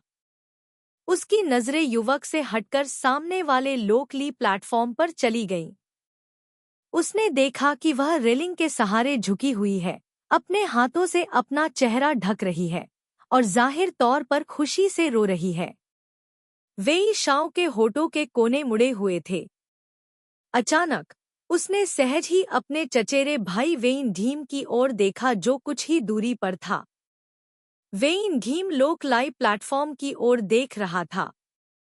उसने अपना सिर थोड़ा ऊपर उठाया, ऐसा लग रहा था कि वह गहरी सोच में डूबा हुआ है। विशाल प्रशिक्षण मैदान में क्यूतू एक ऊंचे मंच पर खड़ा था, जिसने सभी का ध्यान अपनी ओर आकर्षित किया। जनरल ली डियान ने गोंगसुन यांग से कहा, यह आदमी युवा है, प्रतिभाशाली है और चरित्रवान है। बस उसे समय दो और वह एक शानदार करियर बनाएगा। किसी ने वेई घिएम की विचलित निगाहों पर ध्यान नहीं दिया। वेई थियो ने दूसरी ओर देखा, उसका चेहरा शांत था। अध्याय 64। अनुवाद और संपादक टीयू सेन। घुड़सवारी तीरंदाजी मैच समाप्त हो गया है। हेमलोक को अंततः क्यूतू ने अपने अधीन कर लिया। हालांकि परिणाम अप्रत्याशित था, लेकिन यू चाओ के सैनिकों को शर्मिंदगी महसूस नहीं हुई। इसके विपरीत वे और भी अधिक खुश थे। क्यूतू मार्क्विस की पत्नी का छोटा भाई था और उसकी पत्नी का छोटा भाई साला था। यदि वह किसी मार्क्विस की पत्नी है तो वह भी आधी यूजो है।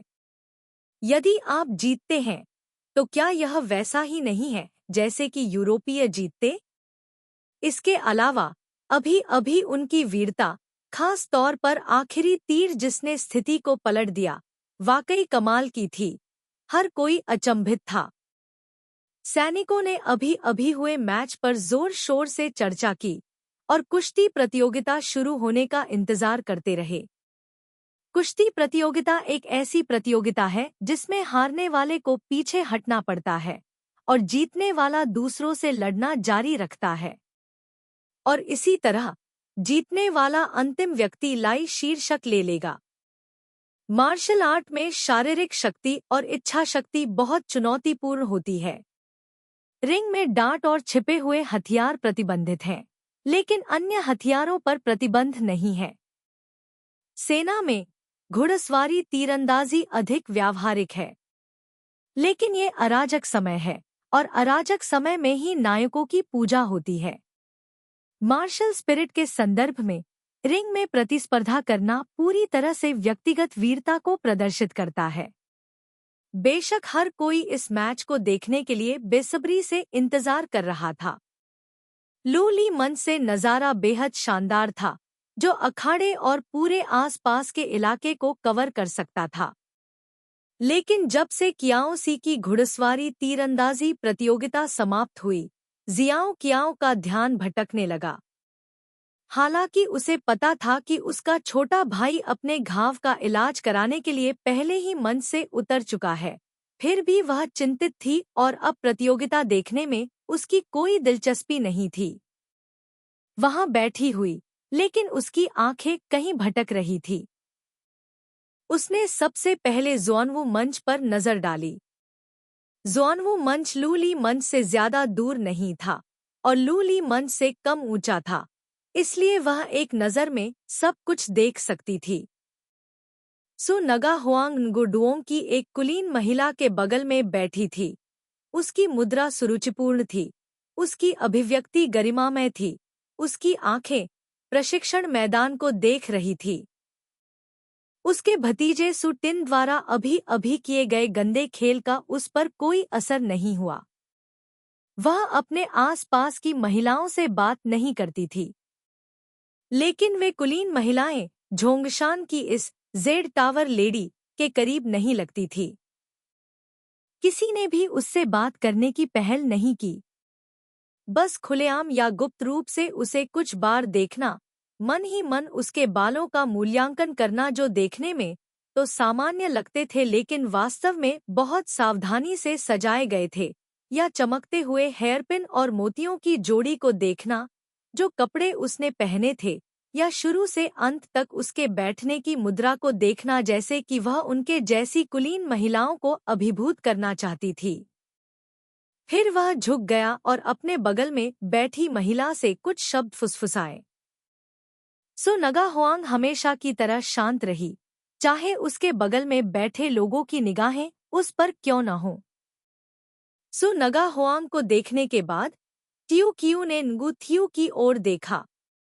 वह कांग टोन डोंग, ली डियन और अन्य लोगों के साथ अवलोकन डेक पर बैठ गया।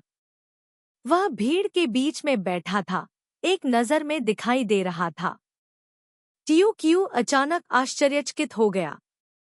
ऐसा लग रहा था जैसे सु नगा हुआंग आसमान से गिर पड़ी हो। क्या वेई शाओ को पता था कि वह भी यही है, ज़ुआनवू स्टेज पर उसके ठीक बगल में? वह चुपचाप वेई शाओ को देखती रही।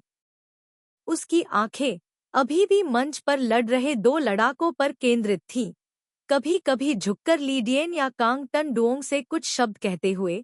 ऐसा लगता था कि वह लड़ाकों के कौशल का मूल्यांकन कर रहा था। टियू कियू ने बहुत देर तक देखा, शुरू से अंत तक उसने अपना सिर नहीं घुमाया। टियू कियू ने निष्कर्ष निकाला, उसे अभी तक पता नहीं था।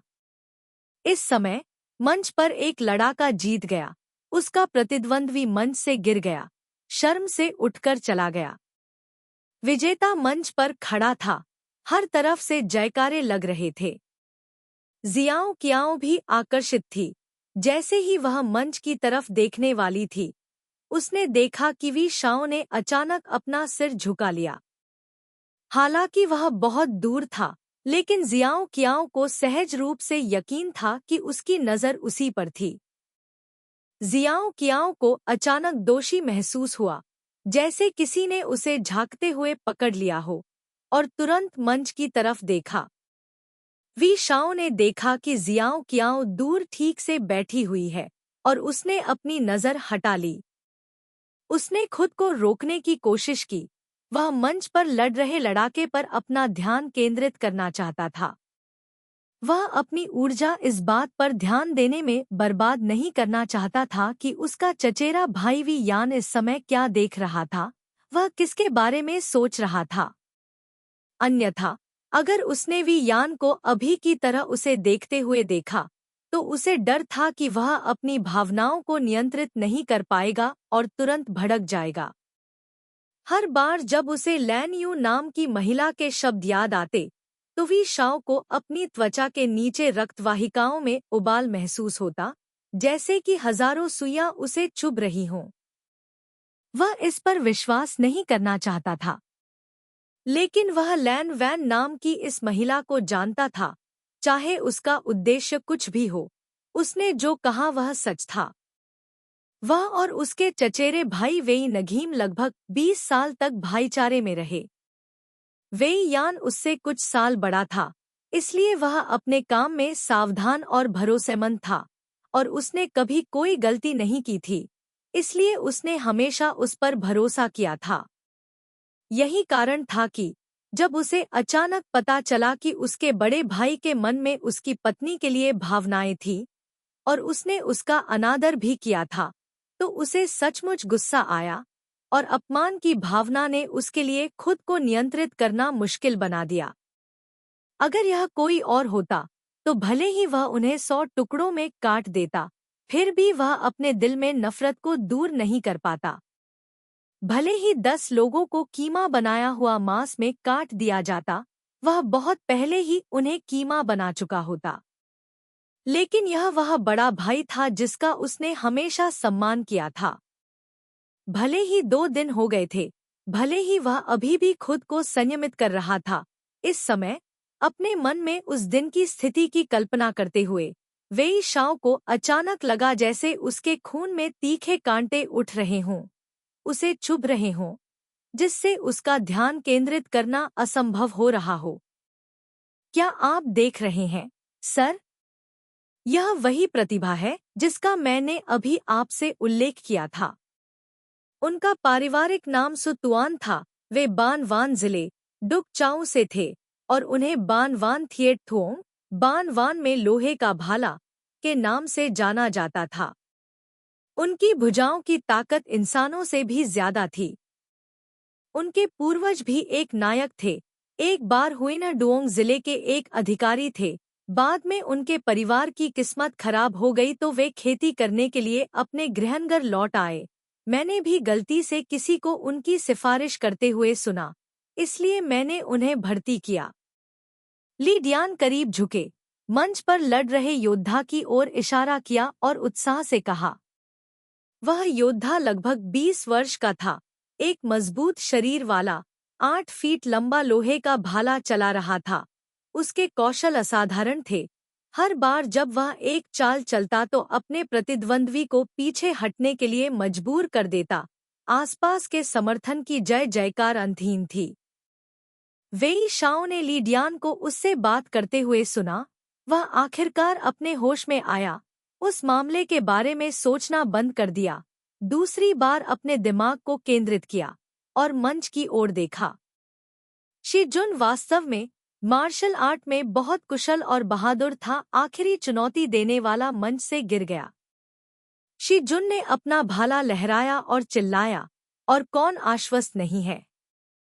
बान वान सुतुआन सम्मानपूर्वक साथ आए। उसने चारों ओर नजर घुमाई। मंच के नीचे किसी की हिम्मत नहीं हुई कि वह लड़ने आए। ली डियन खुश था, तारीफ करने ही वाला था कि अचानक उसने देखा कि सामने बाखो मंच पर कोई खड़ा हुआ, मंच से नीचे कूदा और तेजी से मंच की ओर चला गया।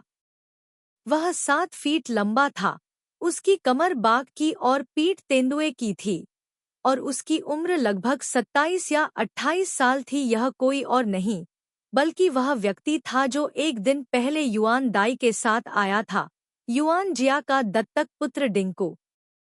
डिंको मंच पर कूद गया और कहा, मैं जियामी से डिंको हूँ।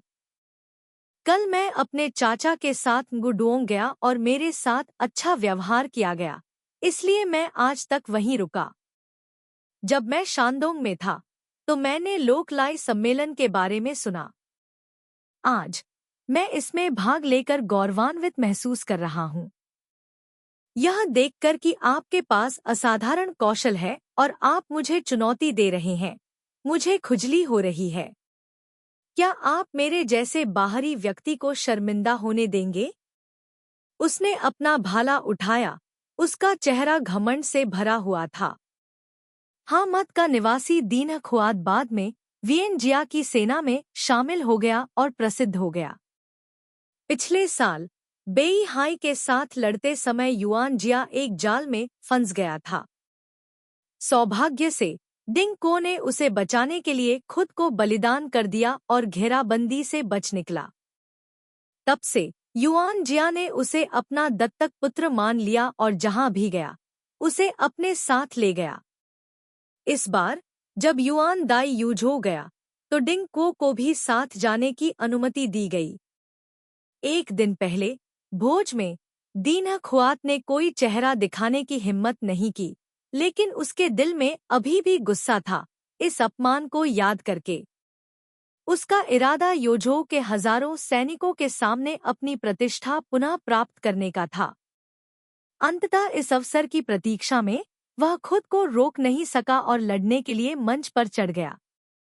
ऐसा कहने के बाद वह लोकलाई मंच पर सुंदर आकृति को देखने से खुद को रोक नहीं सका। इस दुनिया में 10 में से 8 या 9 पुरुष कामुक होते हैं। यह दिन खुआत कोई अपवाद नहीं है। आज सुबह वह युआन दाई के पीछे पीछे यहाँ आया। वह अपने घोड़े से उतरा और देखा कि जियाओ क्याओ मैडम जू के पीछे गाड़ी से उतर रही है। उस समय उसने तुरंत अनुमान लगाया कि वह वेई शाओ की पत्नी थी। पिछले साल यूजो के वेई शाओ ने यानजो की एक प्रसिद्ध खूबसूरत लड़की से शादी की थी। डिंग को ने इसके बारे में लंबे समय से सुना था। उस समय भव्य वस्त्रों से सुसज्जित और असाधारण सुंदरता वाली उस युवती को देखकर मैं उसे कुछ बार और देखने से स्वयं को रोक नहीं सका। ऊंचे मंच पर खड़ी ढोल बजाती सुंदरी को देखकर उसकी अद्वितीय सुंदरता ने लोगों को मोहित कर दिया। अब वह मंच पर कदम रखते हुए अपने अपमान का बदला लेने के अलावा सुंदरी के सामने अपनी योग्यता दिखाने का अवसर भी लेना चाहता था। ट्यूक्यू को कैसे पता था कि वह गलती से किसी और की नजर में आ गई थी। बहुत देर तक बैठे रहने के बाद आखिरकार देखा कि शी जून जीत गया। यह सोचते हुए कि यह खत्म हो गया, किसने सोचा होगा कि कुछ होगा। कोई अचानक उकसाने के लिए बाहर आया। वह सीधे बैठ गई, ध्यान से देख रही थी। ली डियान ने वी शाओ को देखा कि उसकी अभिव्यक्ति शांत थी, कोई भी भाव नहीं दिखा रहा था। ऐसी स्थिति में कि डिंग को ने पहले ही लड़ाई का जवाब दे दिया था, मेजबान के रूप में उनके पक्ष को भी सहमत होना पड़ा। नियमों की घोषणा करनी पड़ी, मैच शुरू करने के लिए ढोल पीटना पड़ा। यह डिंग को वास्तव में युआन जिया की सेना में चैंपियन के रूप में अपनी प्रतिष्ठा पर खरा उतरा, दूसरों की तुलना में अधिक भयंकर। हालांकि शी जुन भी मार्शल आर्ट में बेहद कुशल थे, लेकिन उनके पास युद्ध का अनुभव नहीं था और वे युद्ध में अनुभवी डिंग को से कहीं कमतर थे। लगभग 20 राउंड के बाद उन्हें पीछे धकेल दिया गया और डिंग को ने उनकी पीठ पर डंडे से वार किया, जिससे वे खून थूकने लगे और युद्ध हार गए। डिंग को ने घमंड से अपना भाला जमीन पर पड़े शी जुन की ओर इशारा किया, एक बार अखाड़े के चारों ओर घूमे और जोर से हंसते हुए कहा, क्या पन्यून आयरन स्पीयर, क्या तुम मुझसे हार नहीं गए? डिंग को चू थी गुस्से में दिखी और अपनी कुर्सी से उठ खड़ी हुई। ट्यूक्यू भी स्तब्ध थी और अपने बगल में बैठे तू फुन्हान की ओर देखने लगी। उसे निश्चल देखकर वह खड़ा नहीं हुआ, केवल उसकी आंखें नीचे झुकी हुई थी, सामान्य से कुछ अधिक गंभीर। चारों ओर से यू चाऊ सैनिक, जो अभी अभी जोर जोर से चिल्ला रहे थे, अब चुप हो गए थे। डिंग को इतना घमंडी देखकर मंच के नीचे हर कोई शोर मचाने लगा और गुस्से में था। शी जुन को शर्म महसूस हुई। वह अवलोकन मंच के सामने भाग गया जहां वेई शाओ बैठे थे, घुटनों के बल बैठकर माफी मांगी।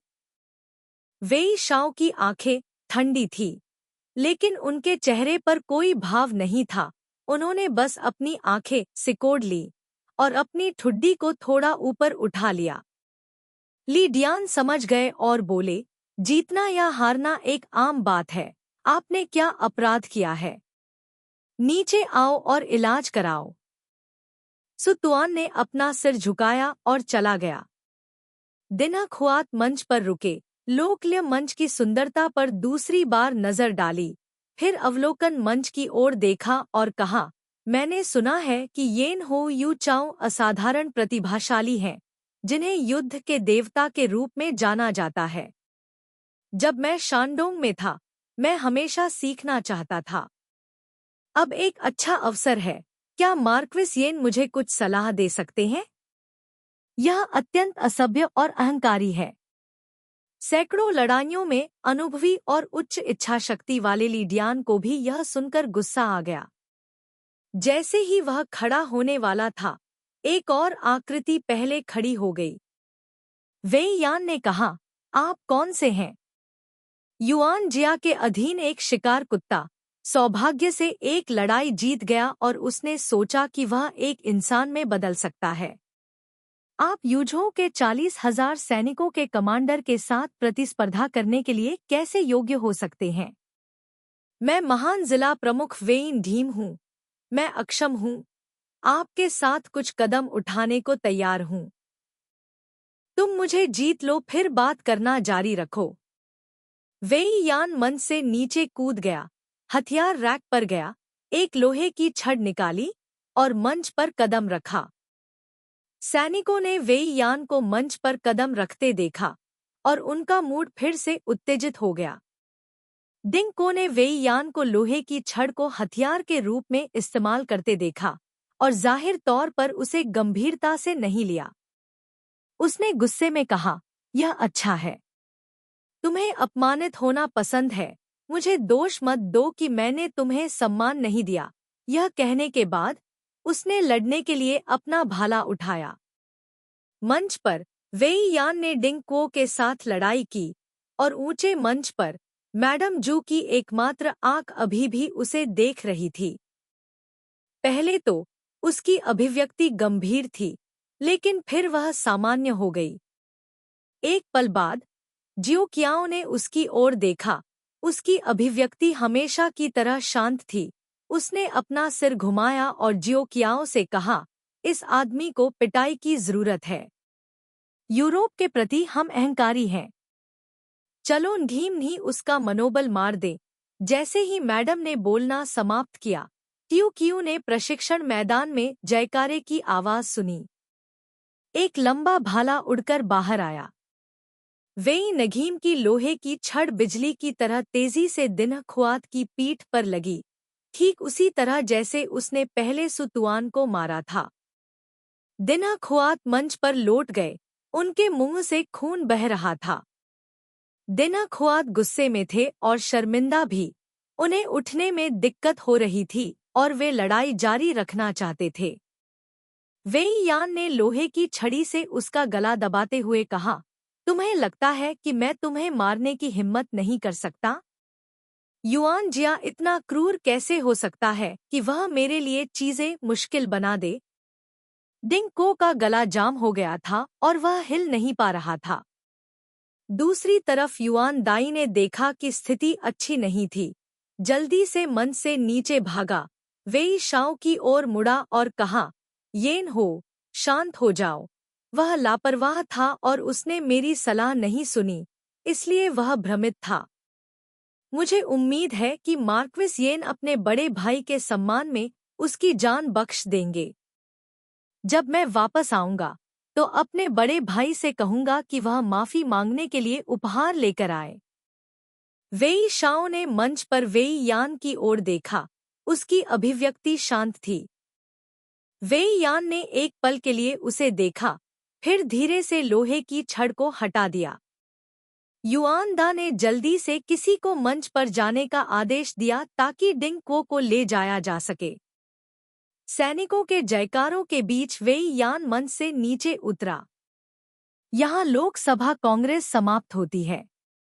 यद्यपि यह अप्रत्याशित था, फिर भी इससे लोग स्तब्ध रह गए।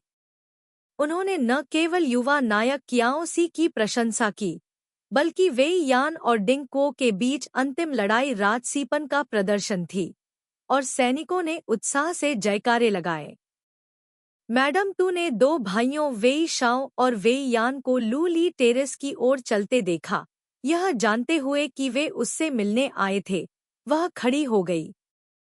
जियो कियाओ और झोउशी ने दोनों पक्षों का समर्थन किया और दोनों भाइयों से मिलने के लिए सीढ़ियों से नीचे उतरे। मैडम तू खुश दिखीं और बोली, भाई एक मत है। और साथ मिलकर जीतते हैं। यूझो में आप दोनों भाइयों के साथ मेरा दिल बहुत सुकून देता है। अध्याय 65। जब उसने मैडम तू को यह कहते सुना तो ट्यू क्यू ने अनजाने में अपनी आंखें नीची कर ली। वह समझ गई कि उसने जो कहा वह उस समय की स्थिति के लिए बस एक आह थी। लेकिन अचानक वह वी शाओ को देखने की हिम्मत नहीं कर पाई जो विपरीत दिशा में था, या यहाँ तक कि वी नगीम की अभिव्यक्ति को भी नहीं देख पाई। इससे भी अधिक, वह सीधे मैडम तू की एकमात्र आंख को देखने की हिम्मत नहीं कर पाई जो खुशी से चमक रही थी। हालांकि यह केवल एक क्षण पहले ही हुआ था, फिर भी वह समझ नहीं पाई कि दोनों भाइयों वी शाओ और वी नगीम के बीच वास्तव में क्या हुआ था। लेकिन एक बात थी जिसके बारे में उसे यकीन था, इन दोनों लोगों के बीच किसी तरह की समस्या थी, एक छोटी सी समस्या नहीं। इतना ही नहीं, शायद इसका कारण भी उससे ही जुड़ा था। सच कहूं तो भले ही वेइन घिएम ने उसके बारे में कुछ ऐसे विचार रखे हों जो उसे नहीं रखने चाहिए थे, जिससे वेई थिएओ नाराज हो गया, लेकिन उसने नहीं सोचा कि ऐसा इसलिए था क्योंकि वह गलत थी। जिस तरह से वेई शाओ ने उस रात उसके साथ व्यवहार किया, उसी तरह वह भी मासूम थी। लेकिन इस समय उसे अचानक थोड़ा डर लगा। ऐसा इसलिए नहीं था क्योंकि वह अपने चेहरे पर सोना लगा रही थी, बल्कि इसलिए क्योंकि वह वास्तव में डरी हुई थी।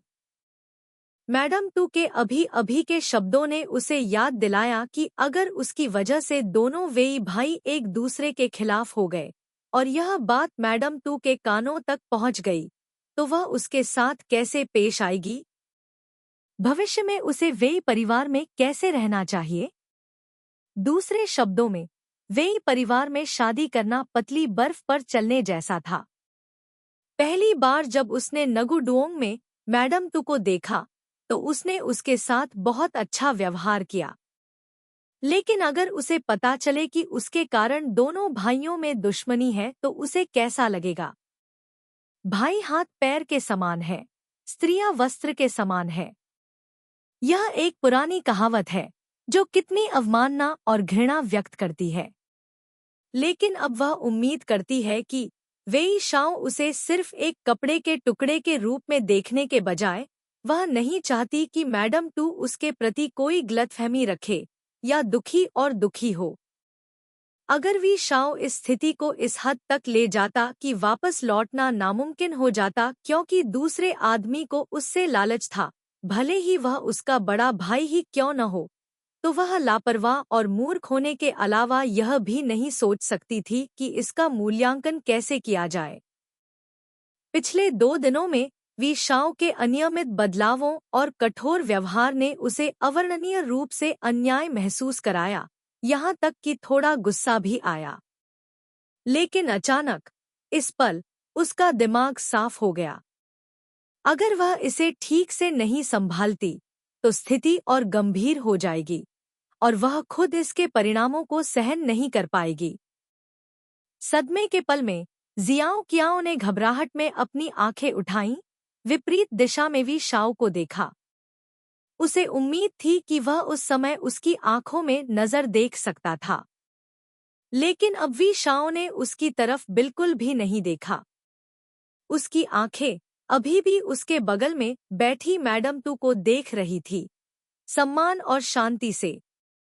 उसने कहा, दादी ने सुबह से ही निकलने के लिए बहुत परेशानी उठाई है। मैं दादी को वापस शहर ले जाऊंगा। शहर में लूली के लिए एक भव्य भोज का आयोजन होगा। पूर्व, दक्षिण, पश्चिम और उत्तर में 4 सैन्य शिविर भी जश्न मनाना शुरू कर देंगे। आधी रात से पहले यह शायद अभी खत्म नहीं होगा। मैडम तू को भी पता है कि इन दिनों वह और वेई नगीम दोनों बेहद व्यस्त हैं। वह 2 वी शाओ भाइयों को उसे वापस भेजने नहीं दे सकती। इसके अलावा यह अभी भी काफी सुबह है। उन दोनों और कई थाई थू ने मिलकर मैडम तू को थान लोंग गेट से बाहर भेज दिया। क्यों तू भी समूह में मौजूद है, बाहर सभी के साथ खड़ा है। उसके घायल हाथ पर सावधानी से पट्टी बंधी हुई थी। ऐसा लग रहा था कि चिंता की कोई बात नहीं है। तभी ट्यू क्यू को थोड़ा आराम महसूस हुआ। उसने अपने छोटे भाई को लोगों की दीवार के बीच से अपनी ओर देखते हुए देखा। उसने उस दिशा में थोड़ा सिर हिलाया। मैडम टू ने भी क्यू टू को देखा। उसने उसे इशारा करके बुलाया। सभी ने जल्दी से उसके लिए रास्ता बनाया। मैडम टू ने क्यू टू की चोट के बारे में पूछा। क्यू टू ने सिर झुकाकर जवाब दिया, लड़का ठीक है। बूढ़े पूर्वज, आपकी चिंता के लिए धन्यवाद। मैडम टू ने प्रशंसा की। आपने सब कुछ देखा। वाकई एक युवा नायक। एक दयालु और ईमानदार व्यक्ति और भी दुर्लभ है। वह जियाओ कियाओ की ओर मुड़ी। तुम्हारा छोटा भाई बहुत अच्छा है। एक नज़र में तुम बता सकती हो कि उसका पारिवारिक इतिहास अच्छा है। दूसरों ने भी यही कहा। कियाओ जी का सुंदर चेहरा भी थोड़ा लाल था, थोड़ा शर्मिंदा दिख रहा था। उसने दूसरी बार झुककर सम्मानपूर्वक जवाब दिया, पुराने पूर्वज आपकी बहुत प्रशंसा करते हैं। मैं इसे स्वीकार करने की हिम्मत नहीं कर सकता। मैडम टू ने मुस्कुराकर सिर हिलाया। जियाओ कियाओ ने भी जल्दी से मैडम टू को धन्यवाद कहा और चूथी के साथ मिलकर उसे गाड़ी में चढ़ाने में मदद की। ऐसी स्थिति में जियाओ कियाओ के पास उससे बात करने का कोई तरीका नहीं था। जब वह गाड़ी में झुकी तो उसने पीछे देखने के लिए अपना सिर घुमाया और उसने भी शाओ की ओर देखा। इस समय वह भी उसकी ओर देख रहा था। गाड़ी में चढ़ने से पहले उन दोनों ने एक दूसरे को कुछ देर तक देखा। शाम को उसके वापस आने का इंतजार करते हुए उसने बात करने का फैसला किया। घर के रास्ते में जियाओ कियाओ ने अपने दिल में ऐसा सोचा। वेई शाओ ने देखा कि परिवार की महिलाओं को ले जाने वाली गाड़ी धीरे धीरे दूर जा रही है। उसने अपने बगल में प्रीफेक्ट्स के समूह से कुछ देर बात की। फिर वे भोज खोलने के लिए एक साथ शहर में प्रवेश कर गए। ली डियान कियाओसी को भी साथ लाया। सैन्य समारोह करने के बाद वह मुस्कुराया और कहा, आपका अधीनस्थ इस व्यक्ति को स्वामी से उधार लेना चाहता है। युवा मास्टर कियाओ ने मार्शल आर्ट क्षेत्र में अपनी प्रतिभा दिखाई है। भाइयों का समूह सभी पीना और उसे जानना चाहते हैं। मुझे आश्चर्य है कि क्या स्वामी उसे जाने देंगे या नहीं। ली डियान उस समय के शीर्ष 3 प्रसिद्ध जनरलों में से एक था। जब वह अभी भी दुयेन चाउ में था तो कियाओ सी ने भी उसका नाम सुना था। उसे खुद इस तरह से लेने के लिए आते देख एक पल के सदमे के बाद कियाओ सी का दिल भी बेहद खुश था। खुशी से एक दूसरे को जानना चाहता था। उसकी आंखों में अचानक प्रत्याशा की झलक दिखाई दी। वेई शाओ ने उसकी ओर देखा और कहा, महान जनरल द्वारा इस तरह से प्रशंसा किए जाने पर आप जल्दी से उसका शुक्रिया क्यों नहीं अदा करते। कियाओ सी ने जल्दी से ली डियान को धन्यवाद दिया। ली डियान हंसा और उसे दूर ले गया। वेई शाओ ने देखा कि दोनों लोगों की पीठ धीरे धीरे दूर हो रही है। उसने एक बार फिर अपने बड़े भाई वेई यान की ओर अपनी नजर घुमाई। मार्शल आर्ट प्रतियोगिता के बाद से वह चुप था। हालांकि उसने अभी अभी मैडम टू को यहाँ भेजा था, लेकिन उसने शुरू से आखिर तक एक शब्द भी नहीं कहा था। अब वह चुपचाप चला गया था। किंगलोंग प्रशिक्षण मैदान के द्वार के बाहर लोग हर जगह थे। लोगों के हलचल भरे समुद्र में उसकी आकृति जल्दी से गायब हो गई। उस दिन युयांग शहर के अंदर और बाहर देर रात तक हलचल थी। वेई शाओ आखिरकार लंबे भोज से बच निकला और अपने घोड़े पर सवार होकर अकेले ही पश्चिम शहर वापस चला गया। लोगों को परेशान करने से बचने के लिए युयांग शहर में एक प्रतिबंध था। अगर कोई जरूरी सैन्य स्थिति नहीं थी तो किसी को भी सड़कों पर अपने घोड़ों को तेजी से चलाने की अनुमति नहीं थी और उल्लंघन करने वालों को कोड़े मारकर दंडित किया जाएगा। यह प्रतिबंध कई साल पहले वेई शाओ द्वारा जारी किया गया था।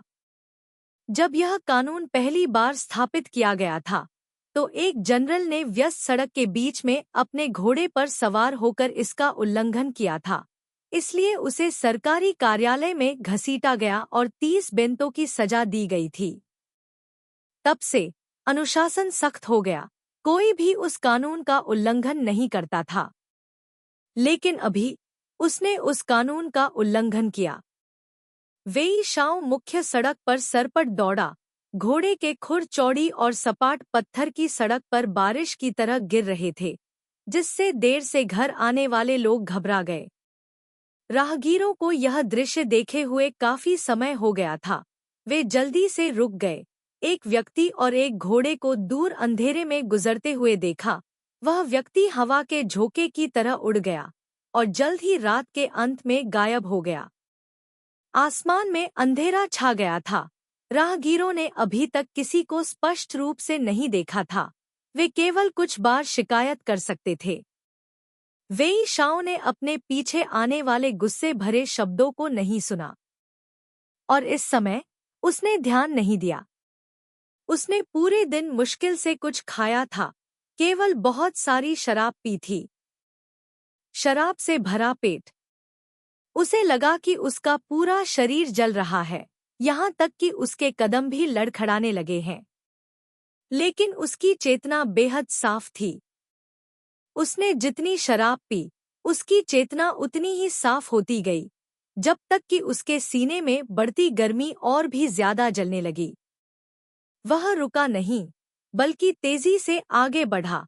आखिरकार लाचुंग वार्ड के सामने के दरवाजे पर पहुंच गया, जो चमकीली रोशनी से जगमगा रहा था। वह मुड़ा और घोड़े से उतरा, जल्दी से अंदर चला गया। द्वारपाल ने जून हो को पहले भी शहर में घुसते देखा था। वह वी शाओ की शक्ल सूरत से बहुत प्रभावित था। इस समय उसने जो कपड़े पहने हुए थे, उनकी तो बात ही छोड़िए। पहली नजर में ही उसे पहचानकर दूसरा व्यक्ति जल्दी से उसका अभिवादन करने के लिए आगे आया। उसके शरीर से शराब की तेज गंध आ रही थी। ऐसा लग रहा था कि वह अभी नशे में धुत होकर आया है। इसके अलावा उसका रंग बहुत अच्छा नहीं था। दरबान चौंक गया और वी शाओ की आस्तीन से उसे करीब खींचा गया। क्या वी यान यहाँ है? ड्यूक, दूसरे व्यक्ति ने प्रतिक्रिया व्यक्त की और जल्दी से सिर हिलाया। वी शाओ को अंदर ले गया। मुख्य हॉल में संगीतकारों का समूह भी चौंक गया जब उन्होंने यह देखा। किसी ने भी उनका मनोरंजन करने की हिम्मत नहीं की। वे सभी रुक गए और देखने लगे।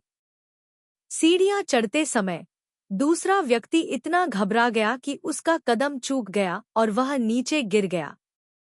उसने दर्द को नजरअंदाज किया और जल्दी जल्दी अपने हाथों और पैरों का इस्तेमाल करके ऊपर की ओर रेंगने लगा।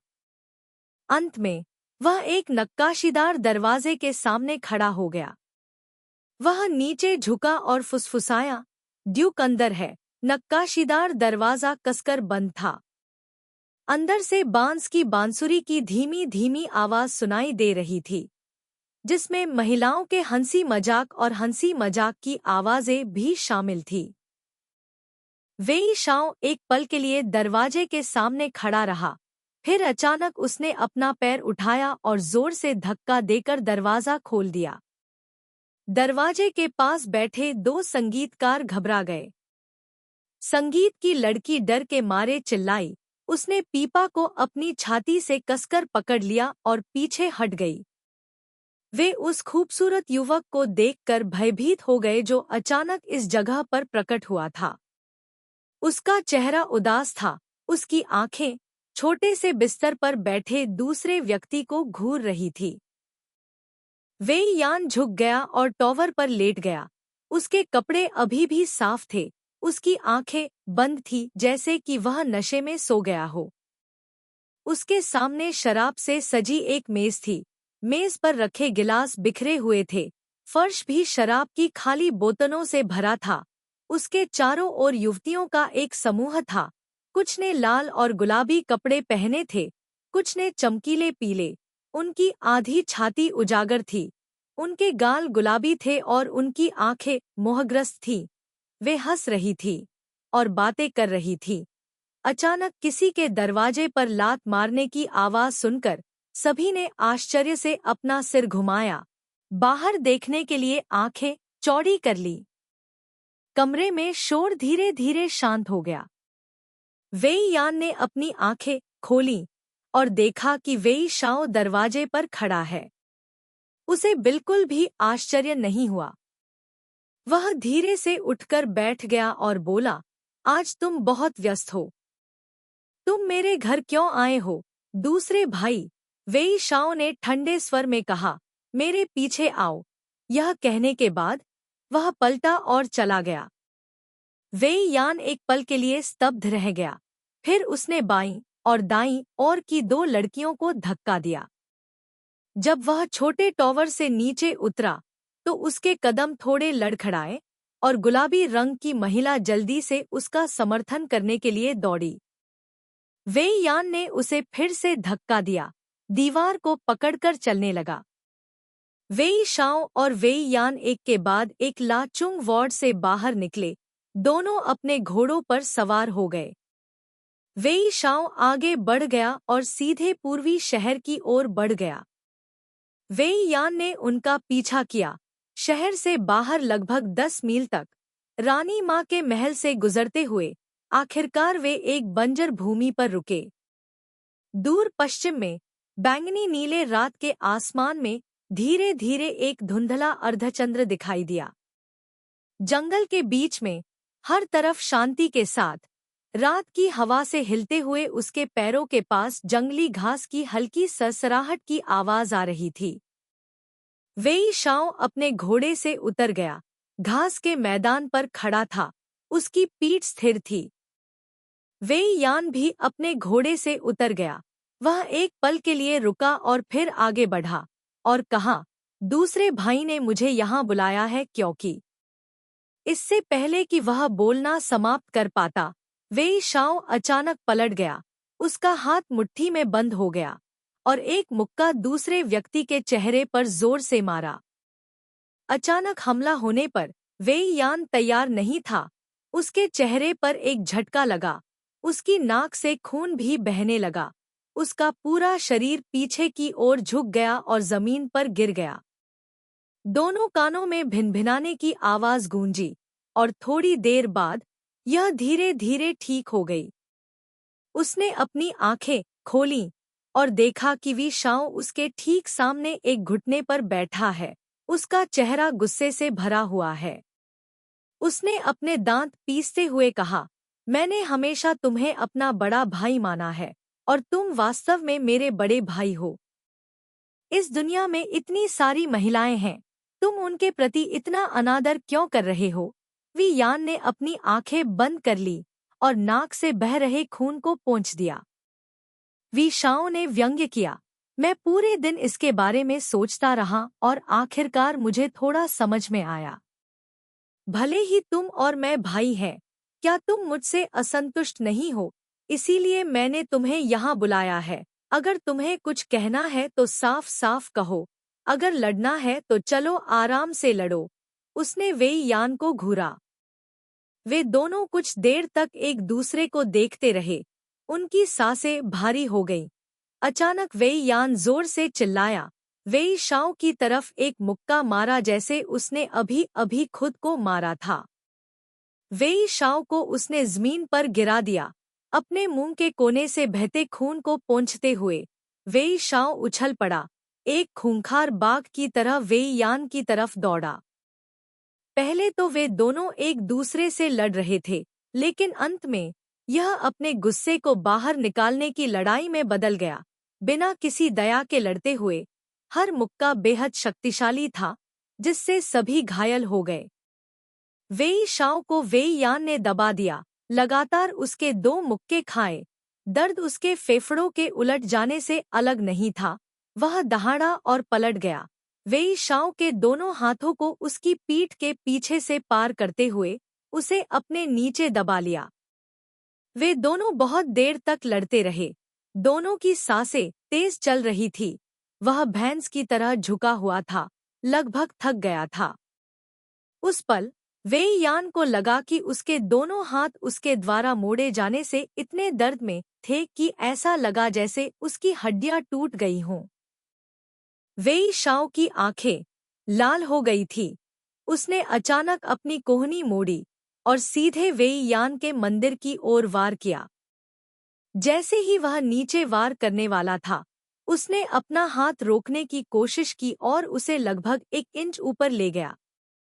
वेई यान ने भी वेई शाओ के शरीर से तीव्र हत्या की मंशा महसूस की, लेकिन इसे चकमा देने का कोई तरीका नहीं था। वेई शाओ ने उसे कसकर पकड़ रखा था। दर्द के साथ उसके शरीर की ताकत भी धीरे धीरे खत्म हो रही थी। ऐसा लग रहा था जैसे उसे मौत की सांसें सूंघ रही हों। फिर भी अजीब बात यह है कि उस पल उसे बिल्कुल भी डर नहीं लग रहा था। उसे अजीब तरह की शांति महसूस हुई, जैसे किसी को रिहा कर दिया गया हो। उसने अपनी आंखें बंद कर लीं, अपने छोटे भाई से आखिरी दर्दनाक प्रहार को सहते हुए, और अपने मार्क्विस के महान क्रोध को भी। लेकिन वह प्रहार वैसा नहीं हुआ जैसा वह चाहता था। उसने अपनी आंखें खोलीं, देखा कि वी शाओ ने धीरे धीरे अपना हाथ वापस खींच लिया, उसे जाने दिया। वह जल्दी से जमीन से उछल पड़ा। चलो बस इस बारे में भूल जाते हैं। मैं भविष्य में इसका फिर से जिक्र नहीं करूंगा, न ही इसे दिल पर लूंगा। मैं जो कर सकता हूँ, कह सकता हूँ। हम 20 साल से भाई हैं, चाहे तुम भविष्य में जारी रखना चाहते हो या नहीं, यह सब तुम पर निर्भर है। वी शाओ ने भारी सांस ली, खड़ा हुआ, घूमा और चला गया। पहले तो उसके कदम अभी भी लड़खड़ा रहे थे, लेकिन फिर वह और तेज दौड़ा, और एक चमक के साथ वह घोड़े की बगल में पहुंचा, कूद गया और सरपट भाग गया। उसकी आकृति घास के मैदान के अंत में गायब हो गई। वी यान अभी भी सुनसान जमीन पर लेटा हुआ था। उसकी आंखें चमकीले तारों से भरे गहरे नीले रात के आसमान को घूर रही थी। उसकी आकृति जैसे कि वह अभी तक सोया नहीं था, लेकिन हिलता डुलता नहीं था। घर लौटने के बाद दिन भर ट्यू क्यू अभी भी वेई थ्यू के लौटने का इंतजार कर रही थी। वह जानती थी कि आज वह बहुत व्यस्त है। अगर वह घर लौटता है तो बहुत देर हो जाएगी। उसे उम्मीद नहीं थी कि वह होई के घंटे तक वापस नहीं आएगा। उसे और भी आश्चर्य हुआ कि वह घायल था। कनपटी और होठों का कोना फट गया था। खून धीरे धीरे जम गया था और हाथ का पिछला हिस्सा भी बुरी तरह घायल हो गया था। लेकिन वह उस पर कुछ भी नहीं देख सकी। ट्यू क्यू ने उसे कभी इतना दुखी नहीं देखा था। वह घबरा गई और जल्दी से उसका अभिवादन करने के लिए दौड़ी। तुम्हें क्या हुआ? तुम ऐसे कैसे हो गए? वी शाओ चुपचाप उसे देखता रहा। कुछ देर तक कुछ नहीं बोला। उसकी आंखें कुछ अजीब थी। उसके द्वारा इस तरह से देखे जाने के बाद जियाओ कियाओ ने अपना संयम वापस पा लिया। वह एक कदम और करीब आई। आखिर किसने तुम्हें इस तरह पीटा? अंत में वी शाओ ने कहा, उसने तुम्हें पीटा, बिना सिर या पूंछ के। ऐसा वाक्य। जियाओ कियाओ थोड़ा स्तब्ध थी, फिर अचानक समझ गई। उसका दिल ठंडा हो गया। लेकिन मैंने उसे और भी बुरी तरह से पीटा। अचानक वी शाओ थोड़ा मुस्कुराया, उसकी ओर देखा और धीरे से बोला,